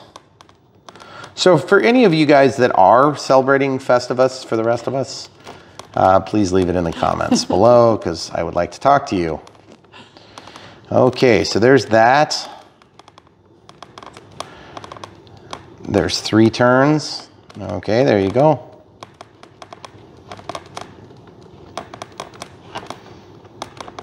Nope, a little bit more. Goodness gracious, I way overshot that. That's pretty close. What do you think? Close. On the inside hole? That's where it ends up. I think that's pretty close. Okay. So what you're saying is that's pretty close if it works out perfect. Is that how you, is that like hedging your bets? I feel like it could probably go out half a turn more. And then we'll see how it goes. I had somebody tell me the other day to put a screwdriver through, and I'm like,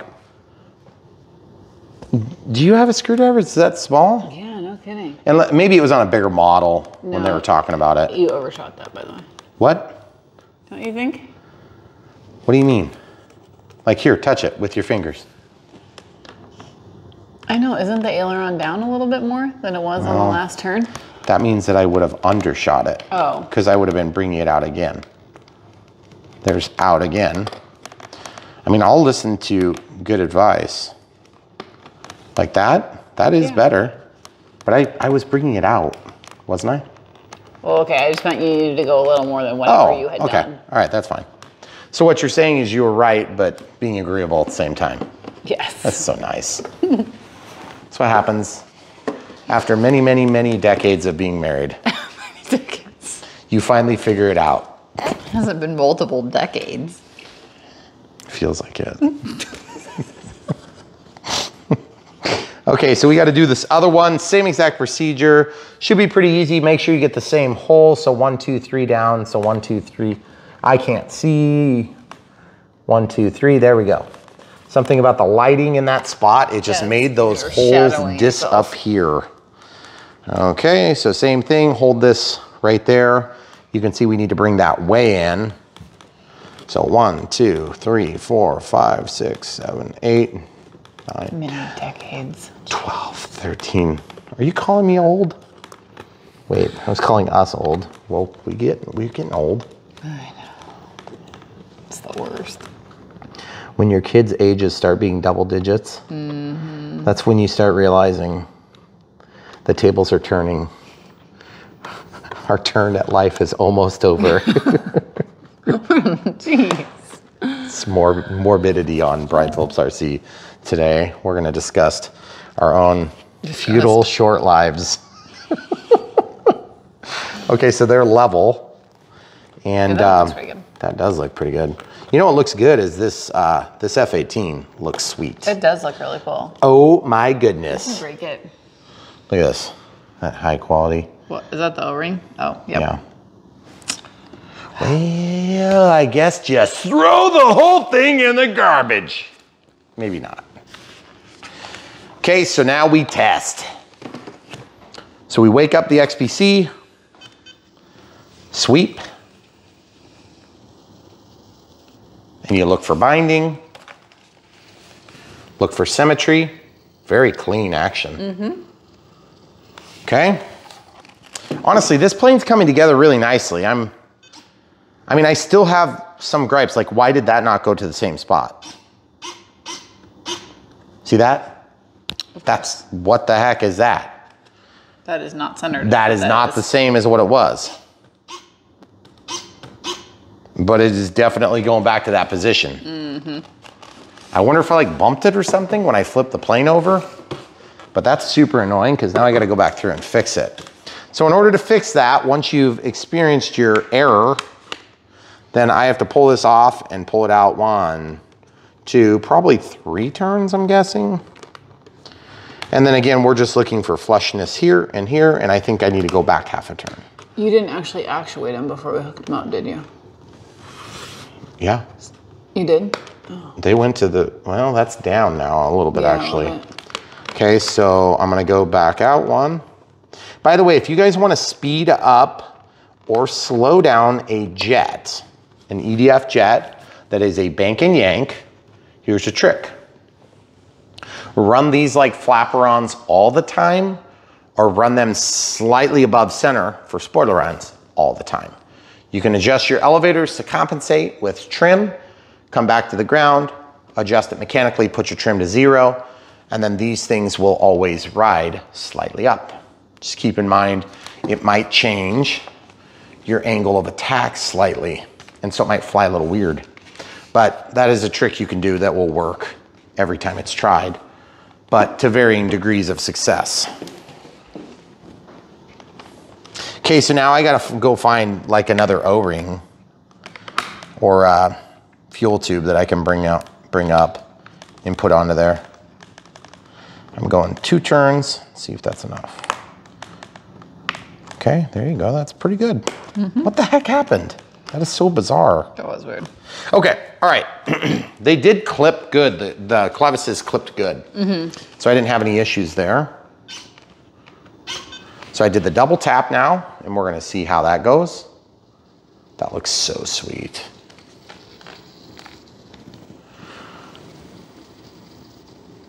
No binding, feels like we have plenty of throw. Okay, so we're gonna go to the home position, right in the center, unplug the servo. So now at this point, we are ready to test for CG.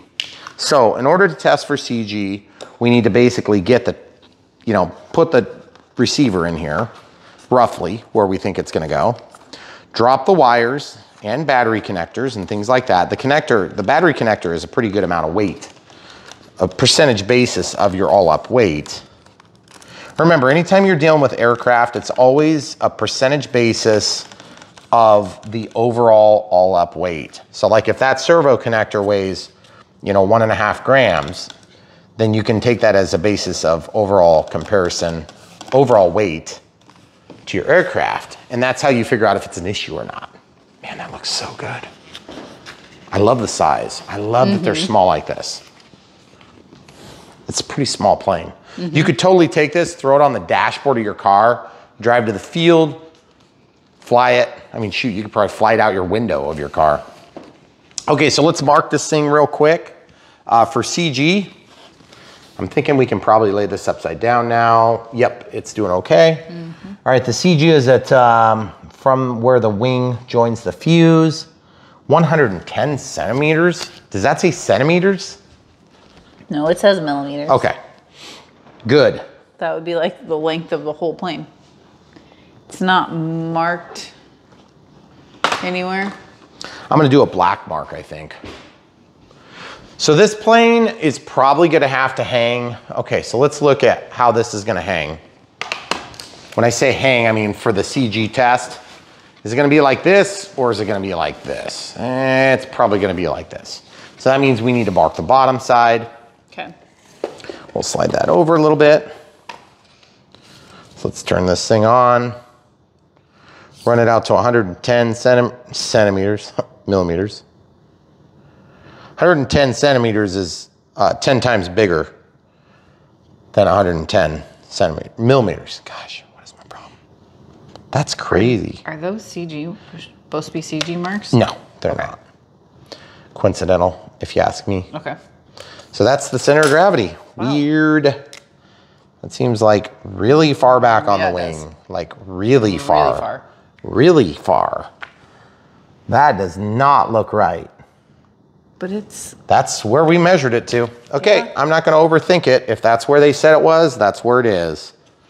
Now, that being said, I have a sneaky suspicion that this plane will probably high alpha very poorly because the center of gravity is too far forward. So what do you do about that? If you want your plane to be more capable of high alpha, then you're gonna have to get that CG back so that you can fly in an understable manner. So you're gonna have enough pitchiness and enough roll authority to be able to do that. Now, when you get into a more stable, more nose heavy, your plane is gonna continue. It's gonna wanna keep flying. Whereas if you go up here and you're nose heavy and you try to high alpha, you're just gonna go flying up and then stall. Okay, you're not gonna be able to do this, high alpha, okay? All right, so, and that also, really the only time I really care about that is if I'm coming in for a landing and I don't have flaps because I have an aileron based plane with AS3X and I can't adjust it. So the wheels come down and I need to flare to use the body and wing as extra drag in a landing on a jet, okay? Because once you get into ground effect, then you can slow your plane down in that manner. Okay, so we can test the CG before we actually go any further, right? Okay, everything's in position and we can adjust it if necessary. Ooh, there kind of is, no, that's just one of those glowing things. This feels way nose heavy right now. Way, way, way nose heavy. Like that's gonna have to come way back, which is probably not boding well for my receiver choice and positioning. And why is it that the battery trays are so far off on most of these EDF jets? Like, I don't get it. Do they not actually put a battery in these planes when they test this stuff? I don't think so. And you don't have enough length to put your receiver in front. Well, I mean, you'd have to extend everything. So I'm not sure what the deal is. Here. I'm just gonna try to put that as far back as I can without causing conflict. And then I'm gonna try putting the lid back on. Now you can add nose weight, but you can add tail weight in this case, but I'm not a big fan of that. That is way back there, holy cow. There is no way you're never ever gonna get that thing to CG out. I just feel like maybe they told us the wrong number. Yeah. Because the drawing shows the center of gravity like here, not here. Not clear back. Look how far back it is, percentage basis of the wing. That's way back here. That seems like it should be more forward. Yeah, because in this. It looks like it's here. Right here. Yeah. Which is not here. I don't understand that. It sort of makes me a little bit nervous. I almost feel like we need to fly it with the battery right there and just kind of hope that the center of gravity is wrong in the manual. It sure seems off. Seems way off. Yeah. Not a little off, but way off. Okay, so let's just show you how far back we'd have to put this battery to make this happen, to make it happening. Tony Beat style. Okay, so if this is there, and this is there, and then let's say we relocate that there. So the battery's all the way back now at this tray. But it's still not gonna be enough. I don't think it is either. There's no way in. No, that's wrong. There's no way. I know nothing about planes, and I know that's Look at this. Right. Okay, so you can see where the ailerons are, okay? Even with the battery all the way back, guys, look at this. See where I'm balancing out? Even with the battery all the way back, there it's balanced. There ain't no way. That cannot be. Because unless they want you to put the battery behind the plane or to add weight to the tail, which I'm not adding weight to this. No. I am disregarding their commentary. Sorry. But where are you gonna put the battery? On the battery tray. On the tray. And we're gonna throw caution to the wind, literally. Because I can't make the CG work. No. If you give us impossible odds, aircraft manufacturers plan on us making stupid decisions.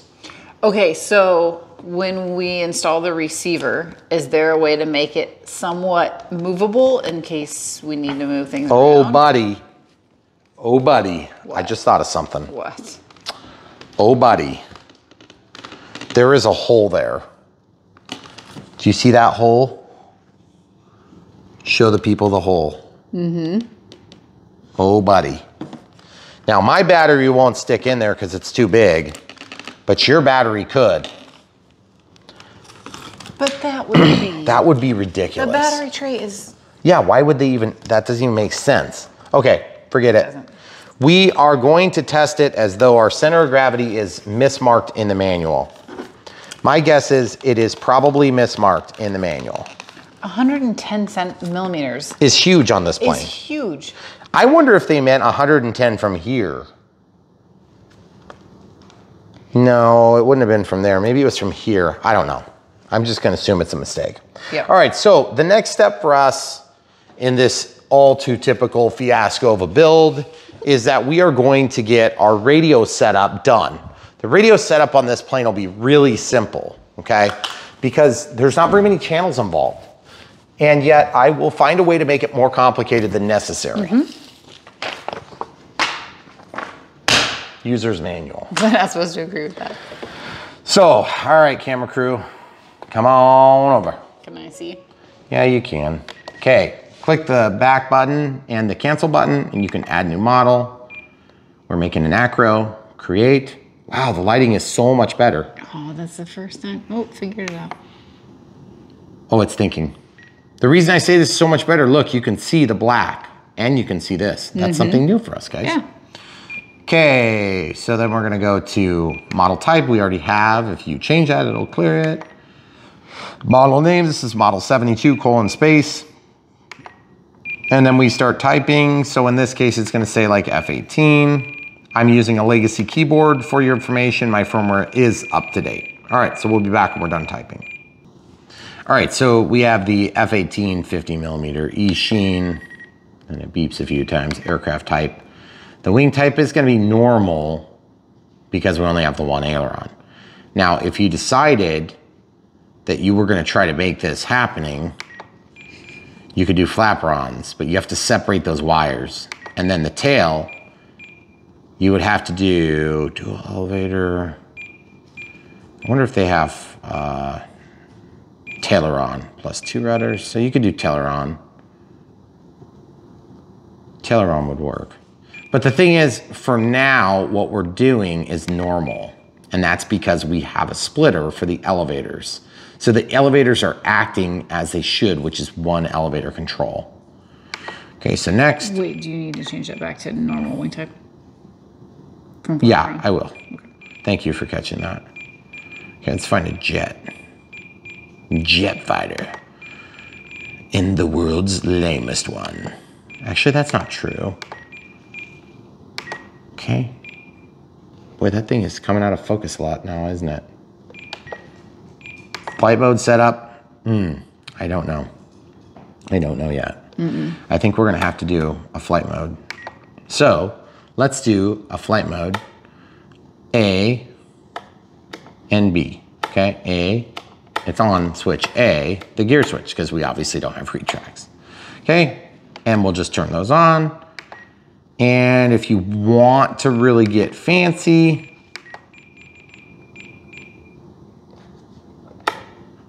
you can't scroll. Okay, so here it is. Position 1, position 2, position 1, position 2. There's position 1, there's position 0, rather more specifically. So this one is gonna be, you can't name them here. You name them somewhere else. It's kind of weird. Be spoken flight mode. Why is it not talking? Flight mode 1. It's weird. Flight mode 1. So you can make it speak something like, that's going to be AS3X. So it's like way at the bottom of the list. Oops, stabilization mode? Is there AS3X? There it is, there's safe mode. AS3X mode. AS3X mode. Why isn't she talking? Are you sure you couldn't set them in that previous menu? I'm not sure. Let's see if we can get it to say safe mode. Did I miss it? Did I miss it? No. Nope, not past waypoints yet. Ooh, there it is. Safe mode. You can change, that's where you change your names. They capitalized. They didn't I know, I capitalize. hate That that. drives me nuts. Crazy. So annoying. Every time. Okay, so then, okay, so I'm just gonna show you a trick. AS3X, clear, clear, okay. So then you only have to do a couple characters. AS3X, which stands for Artificial Stabilization 3-Axis.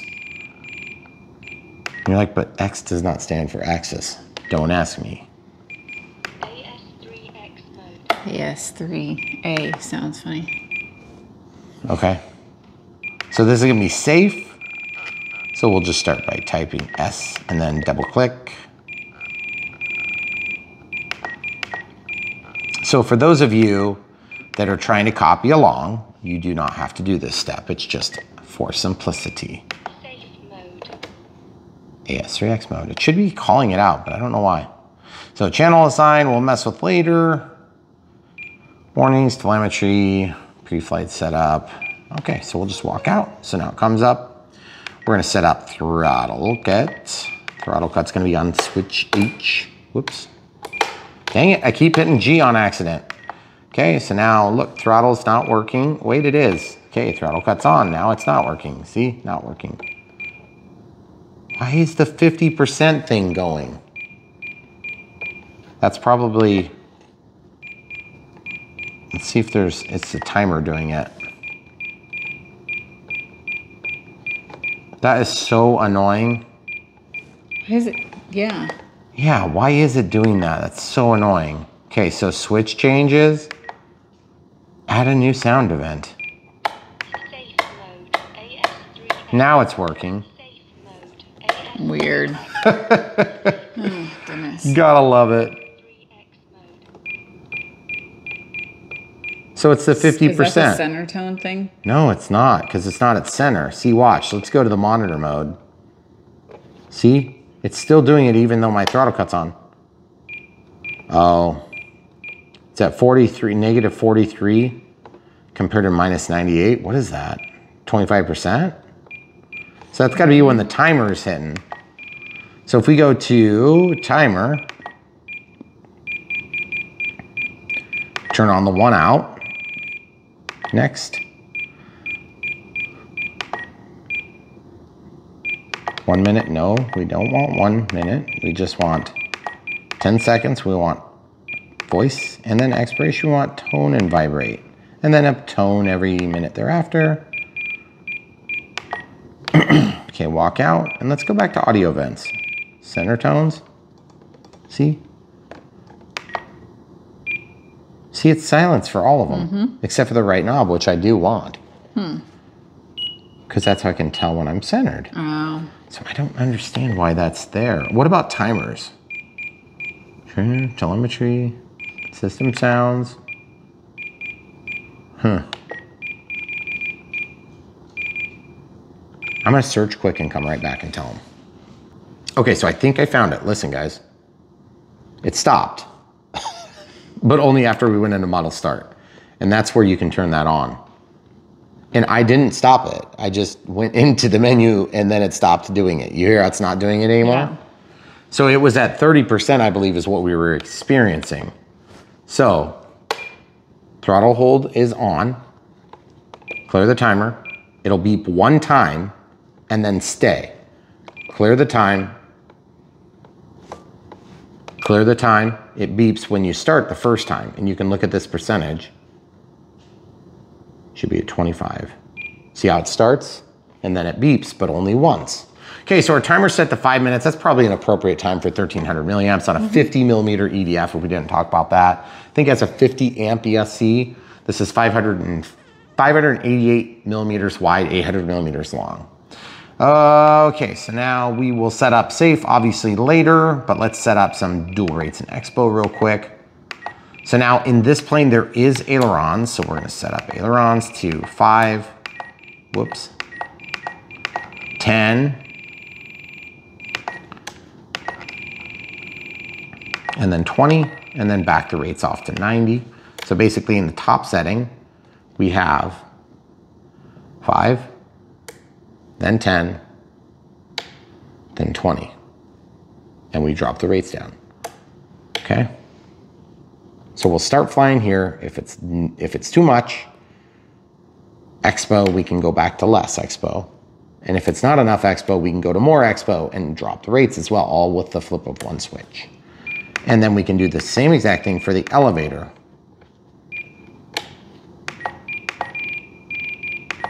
I've noticed my spinny thing has gotten more touchy over the years.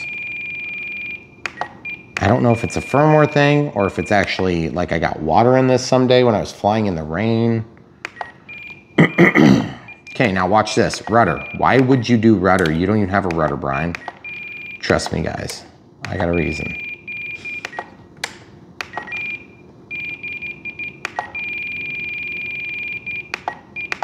And I'm gonna show you the reason right now, okay? It's the same as all the rest. So we're gonna write it in that position. Watch this, mixing. Rudder to aileron, rudder to aileron.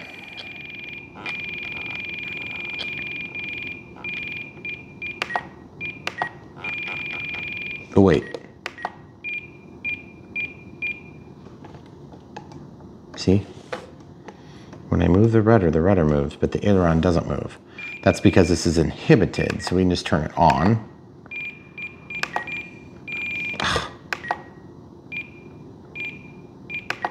On. Okay, so you see how it's moving? Ailerons, but it only goes halfway. So you have to set it up on both sides. Why is this a percentage basis? Oh, because then it goes up to full percentages. Okay, so watch this. So when I move my rudder, the aileron moves. And when I move my aileron, the ailerons move. And when I move my ailerons and my rudder, then everything moves together. But you're like, but you don't have rudder, Brian. I don't care, it doesn't matter. I'm still tied to the ailerons. Now, if you wanted to make your rudder output not move, but still make this stick control it, watch how you do this. Watch this, normal. Rudder to rudder. Stop doing that, roller. What are you doing? I'm showing the people how to command their transmitter. This is going to allow them to use the rudder channel for something else if they want. See, look. So now watch. When I move the rudder doesn't move, but the ailerons move. But when I move the ailerons, the rudder doesn't move, but the ailerons move. And when I move the rudder moves, and the aileron moves. You see this? The rudder's not moving. So now you could use this channel for another function. Oh. That's why you would do that. So even though you have a mix in there, you could still use that channel for something else. So now monitor mode, same thing. Rudder moves the aileron. Ailerons move the ailerons. So aileron moves that way, rudder moves it that way. Now the only drawback is that you can technically overdrive the servo now. You see this? So how do you fix that? Well, you could just make this have a little bit less authority, or you could also set up your limits. And the way you would do that, if you were gonna do it, not that we're gonna do it, is you don't do it in this one. You would go over to the absolute travel, and you can set this. It takes about 4.5 years to scroll this in because it says 4,096. That's the absolute position. There's 4,096 discrete points compared to 1. You can reduce that, okay? I would not recommend it. It's not nearly that critical, but you can do it if you have an expensive model you're trying to do this for. And if you have an expensive model, why aren't you setting up flapper-ons? Spoiler-ons, all that stuff. Okay, so now that we've done all that stuff, as usual, we've made the simple complex. Now we're gonna go to monitor mode. We're gonna get everything wired up, which is like 4 wires, okay? Then we're gonna set up forward programming for AS3X and safe, okay? So we're gonna lay that over by where we're working so that we can look at the screen while we're doing it. The camera crew had a very good point. What was the point? She did? Of course she did. I know, man, they're all great, so it's hard to remember. Make the receiver potentially movable if we need to, right? Yeah, we're gonna do it. We're gonna do it. I like your idea. Okay, so this is elevator. You can see on the end here, S plus and minus. So Our cat wants it. okay, so the elevator, brown goes down. What channel are we on? Show them. Elevator. 3. It's channel 3. So channel 3 is not the first, second, third, it's the 4th. Okay, because there's the bind plug and programming plug. Then ailerons. Ailerons, brown is down, that's number 2. Channel 2. Sorry.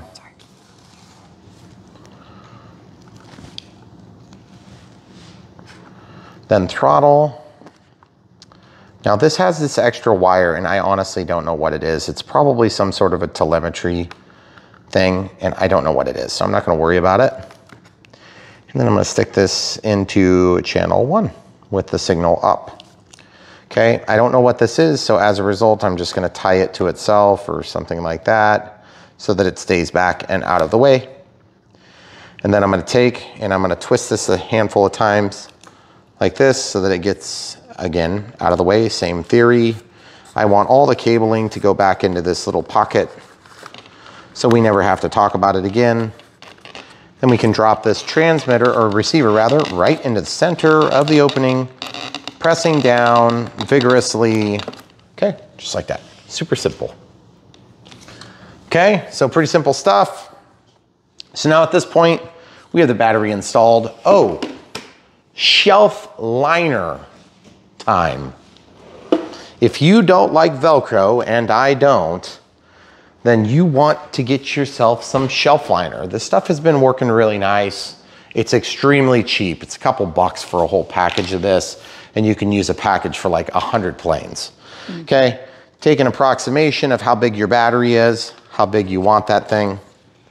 Okay, cut that thing to size.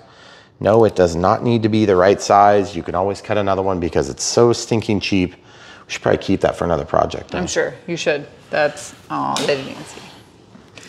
Okay, so we're gonna undo this Velcro.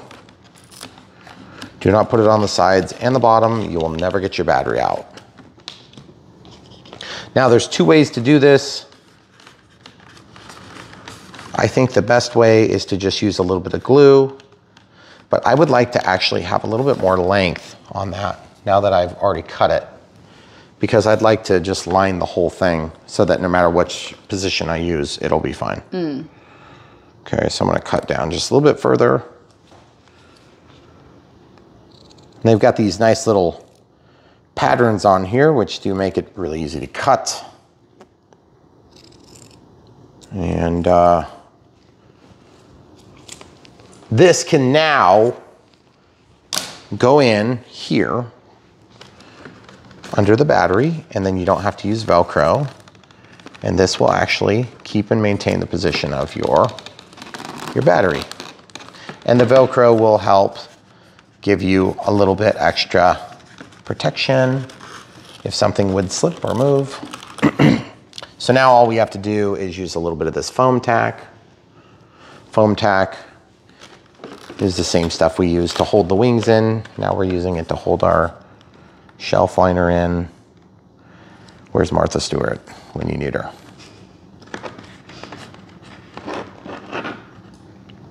Okay.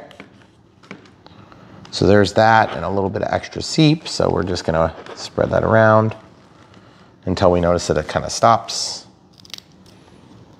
And we'll just throw that lid back on. Okay, you can see my foam to foam is getting low. This has been pretty good product. I've been happy with it. We have links to it in pretty much like all of our videos unless we run out of room in our links. So I'm just gonna spread this around. Do not get it on your Velcro. You wanna be able to slip those Velcros forward and backward. Okay, so I'm just gonna work this kind of that direction generally. Okay, and then we're gonna let that tack up for just a minute or two. It shouldn't take long, especially when you spread it out a lot like that. And you're probably thinking to yourself, but Brian, why don't you just do Velcro? Because as soon as you put a piece of Velcro on that battery, I guarantee you're gonna crash that plane. You're not gonna need that Velcro there anymore. And you're gonna have Velcro stuck to this side, and then you're gonna block your label. You won't know what size it is. You're gonna be like, what is that size? Or you're gonna put it on this side, and it's gonna rip off the safety label. You're gonna be left with this ugly thing on your really expensive battery, and you're just not gonna be happy. We don't want you to not be happy here on Brian Phillips RC. We want you to be happy. That's why we help you make good decisions by following the links in the video description below. You can make good decisions. Those good decisions will help support us financially so we can keep this content coming to you for free, other than the occasional advertisement that you have to watch or listen to from me, from YouTube, etc. Okay, so let's plop this battery back in here. Obviously the CG is gonna be like way off. According to the manual, 110 millimeters back, which is ridiculous. There is no way that thing is gonna be 110 millimeters back when we take off. Oh, and let's see if this is free. It's not free anyway, so what's the point? Yeah, it's not free, so forget it. That is gonna be a somewhat useless thing if it's not free. I'd really like it to be free. These battery straps, ooh, yeah, it is free actually. Okay, so this is the trick of the day, guys. If it is free, get it approximately where you want. Put your battery where you think you want it, which in my case is right on the battery tray. We're gonna run a voltage alarm on this, so I'm leaving a little pocket for that. Getting my leads where I want them. This thing slides through. This is a medium duty to heavy duty strap. It's actually way heavier duty than you need in a plane of this size, in my opinion. And you see, I don't have anywhere to stick this to. So I need to reposition this strap by pulling it out a little bit. Do you follow what I'm doing here? Mm-hmm. Okay. If you're not careful, you'll literally rip your plane in half doing this step. So that's why you do this now instead of when you're out there in the flying field and you're all nervous and excited and you've got that energy that makes you want to make bad decisions. Don't do it there, do it here, okay? Get your battery worked out before you get out the field. Same thing with your expo, all that stuff. We always forget like one little detail and we always got to do it last second. If you can avoid that, it will be better for you, okay? So you pull that tight, but you don't even really need it all that tight because now that you have that shelf liner in there, ooh, careful, kind of swinging around. Okay. So now, what's the next step for us? We got everything wired, we've got everything landed appropriately, we've got our shelf liner in. So Martha Stewart, eat your heart out. What's next? We got to figure out how to deal with this. You could either cut that or you could fold it around and do a little something like this, or you could fold it around and do a little something like this. It won't stay, you see? So what you have to do is you have to bring it around and stick it to itself, something like that. And then that'll keep that out of your way, which is really nice. And then when you go to put your canopy on, we get so lucky that there's some extra material here that's gonna get in the way and prevent that from going down. So we have to now carve that. When you get a plane, it's kind of like this. The first plane is like the honeymoon. Everything's exciting. All the steps are fun and all the equipment works. Except that's not always true either. Then, after many, many, many years, you start having things like this happen. So we are gonna trim this. What happens if your flight gets delayed? I don't know. I'm not sure where you're going with this. Honeymoon. Yeah, our flight got delayed, but we still made it on the cruise ship. We did. We were still 6 months late for the cruise. Okay, so now that's gone. Okay, so we have a nice opening there.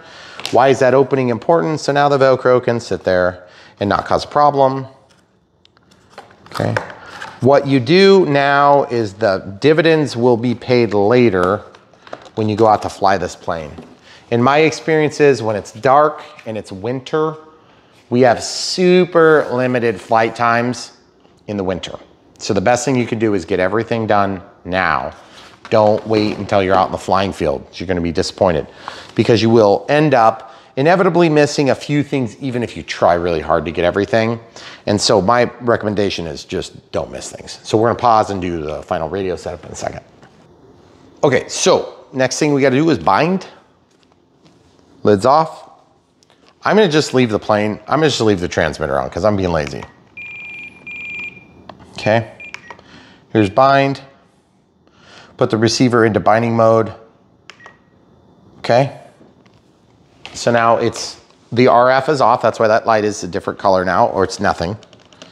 I'm gonna lift this up and I'm going to, oh, it timed out of bind mode. So I'm gonna turn this off. I've experienced that the timeout on the bind mode process is too short. So it only really works if you miss the first bind, okay? So let's do this now. So now you see the XT60 is definitely not compatible with the IC3, but you can still ram it in there, okay? I had somebody the other day was like, it's not compatible. I'm like, okay, well, how come I can stick it in like that? The answer is the pins and sockets are the same size, in fact. Okay, is this plane relatively level? Let's put this box here. This has been a nice box. We were just saying that off camera. Yeah. Okay, so now I'm gonna press this button once until it starts flashing, which it has. Okay, so it started flashing. I'm gonna get this in front just so I can kind of have everything where it needs to be. Now you and I are gonna walk back. And it's not gonna work the first time, so don't even worry about it. It never works the first time when we're filming. I'm in the correct model. Listening. Binding. Telemetry. It's a Christmas miracle. That's what I was gonna say, but you beat me to it. Sorry. Okay, so we are now bound. It's auto configuring. Okay, so elevator is wrong. Ailerons might be wrong too, but I haven't paid attention yet close enough. So we are going to pay attention instantly. There was a plane that was recently destroyed because of, I forgot to check that. It happens occasionally, and then you say it will never happen again, and yet it still happens again because we are human and we make mistakes. Okay, so that's down there. Everything fits great. The CG is completely wrong. So now what I'm gonna do is I'm gonna stand behind the plane. This is a tip for those of you that don't do a lot of radio setup. Maybe you're used to binding flies. Stand behind the plane, sit behind the plane, whatever. Elevator is wrong, flip it. Servo setup, travel, reverse, elevator. Correct? Correct? Correct? Mm-hmm. Correct. So I'm gonna roll, I'm gonna roll, I'm gonna go up, I'm gonna go down. That looks sweet. Correct also, correct also. Now watch.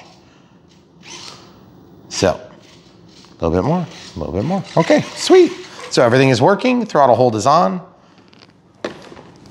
Throttle cut is off. Okay, so now we're gonna test the power on 3S, 1300, but this is not a fully charged battery, just so you guys know. Let's show them the plant over here so they get an idea of power.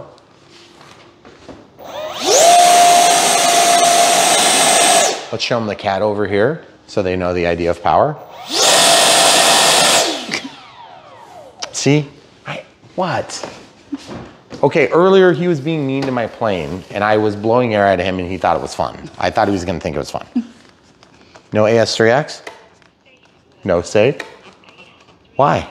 Because it's not set up. That's what we're gonna do right now. Okay, oh, well let's try the float mode. Float mode's not gonna work either.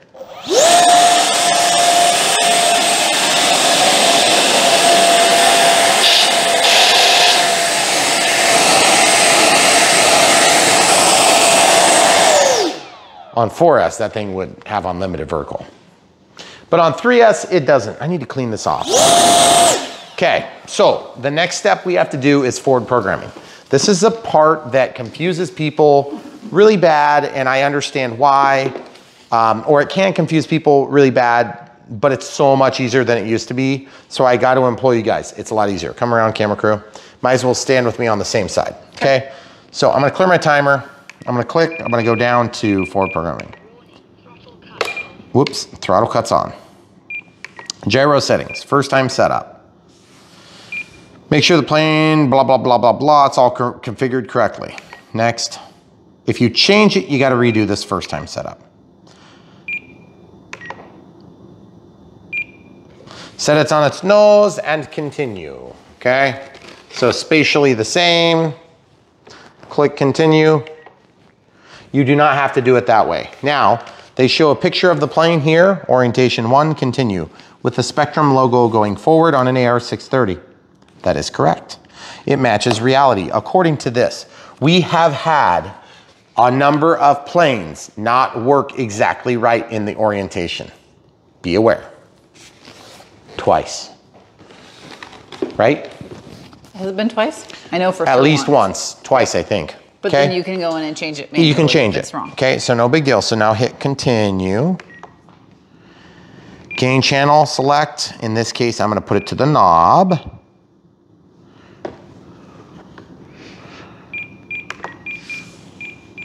So it tells you what you have. So auxiliary 3. Okay, so right knob. Then we're applying the changes. You'll note that there is a brief interruption in radio signal. You also heard the dance. That was a single dance. That's for AS3X. It's already rebooted, by the way. Now, elevator up, elevator down, roll left, roll right, roll left, roll right. Now, let's see how much stabilization is happening. None. Throttle cuts off. 25% throttle or greater. Gain up, gain down, gain up, gain down, gain all the way up. Elevator goes up, elevator goes down. Aileron goes up, aileron goes down. But you guys can't see, so I'm gonna turn it up for you so you can see. So I'm gonna go back into forward programming, throttle cuts on, gyro settings, flight mode setup.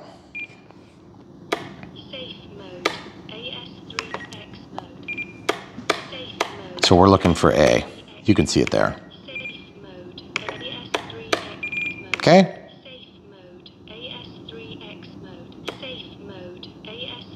It's just back and forth. Okay, now we can walk out. System setup.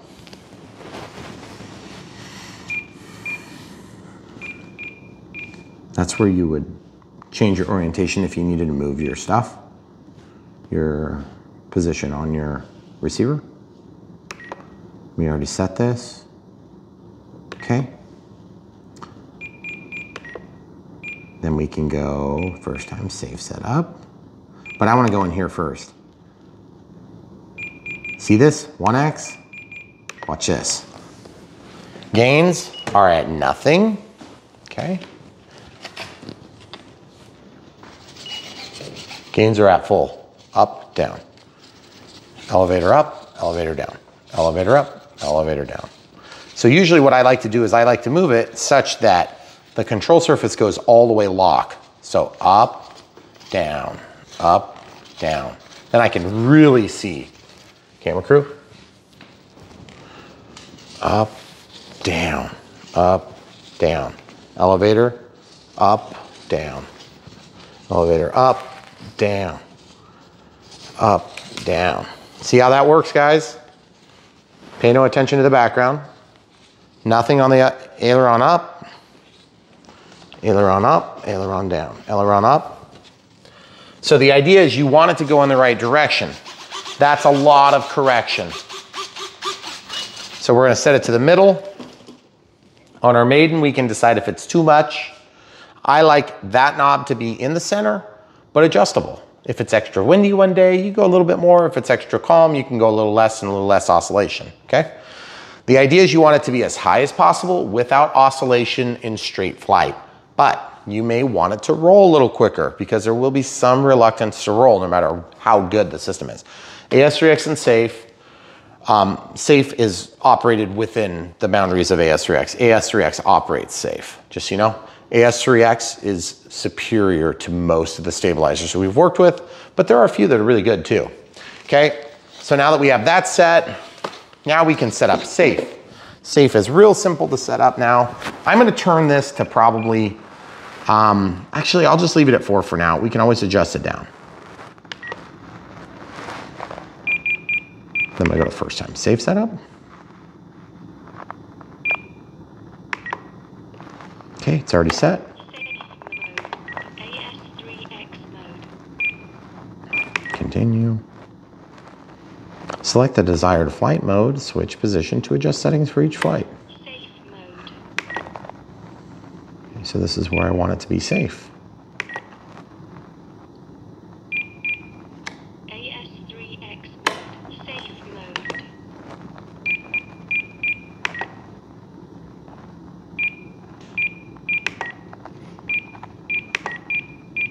Okay, we already did that. Then we'll do continue. Guess they want us to set it up there. Oh, I never highlighted next. I was on back. So AS3X gains must be tuned. Okay, next. This is where you can change your different attitude adjustments. So like if you want the plane to fly with its nose up a little bit because it's a tail dragger or whatever, you can do that. If you need it to be rolled slightly because it's mounted a little bit weird. Okay, and it explains which directions which right there. Okay, so Safe is inhibited in this mode. Angle limits are not. Safe mode. 10, 9, Safe is on with angle demand, so that's auto leveling. 4, AS3X Safe is off. 2, 1. And then we apply. This is where it's gonna reboot briefly. You'll notice that the signal shuts off because it reboots. Click for menu. Now you can go back, clear the timer, elevator up, elevator down, roll left, roll right. Now watch this, elevator up, safe. Mode. AS3X mode. Roll. Safe mode. AS3X mode. So you can see the difference even in a flat and level attitude, but the also thing is you saw 2 dances. Two, not 1. That's 1 dance. Okay, so at startup, and you'll see that every time. There's nothing happening because we're in AS3X. Safe. It's trying to find the quickest route to level. Look at the elevator. It's trying to level the aircraft. It's trying to level the aircraft. See? It's trying to level the aircraft the other way. Okay, watch, you can really screw up Safe if you flip upside down. Because it gets to a point where it doesn't know the fastest route. Then it makes the decision with the ailerons instead of the elevator. Okay, cool. So that's auto leveling. We also check with gains all the way up, up, down, There's no AS3X because we haven't given it Throttle. Throttle cuts off, throttle. Gains are still commanded the same way in safe mode. Safe mode up, safe mode down, safe mode up, safe mode down, safe mode up. So I'm just basically making sure all the controls are still going the same direction. And ultimately, elevator up, elevator down, roll left, roll right, roll, hold on, roll left, roll right, roll left, roll right. Because I have both of these sticks doing the same function. It should be the same, but what do? Double check. Okay, so there you have it, guys. That's the plane from Eachine with Spectrum gear. Should fly great on 3S, probably a lot better on 4S. More exciting. At a safe, this thing should be amazing. I can't wait to see it fly. It's gonna be fun. I also think that the gains probably are way too high at 4X. We're probably gonna set that value back to 2X or maybe even 1X. You could go as low as like 0.25X. And if you're really that low, then you probably don't need a lot of stabilization anyway. But I must say, this thing has some absolutely gorgeous scale lines. I think it's gonna be a good flying plane. It really does look nice. And it's a good size too, I would say. I love the fan, look at the fan. Here, let me put it up against the light so you can see better maybe. You see that? That is so cool. Mm-hmm. Give me a good shot up the tailpipe there. Whoa. Okay, cool. So that's pretty good stuff. All right, one more try. Throttle cut is off.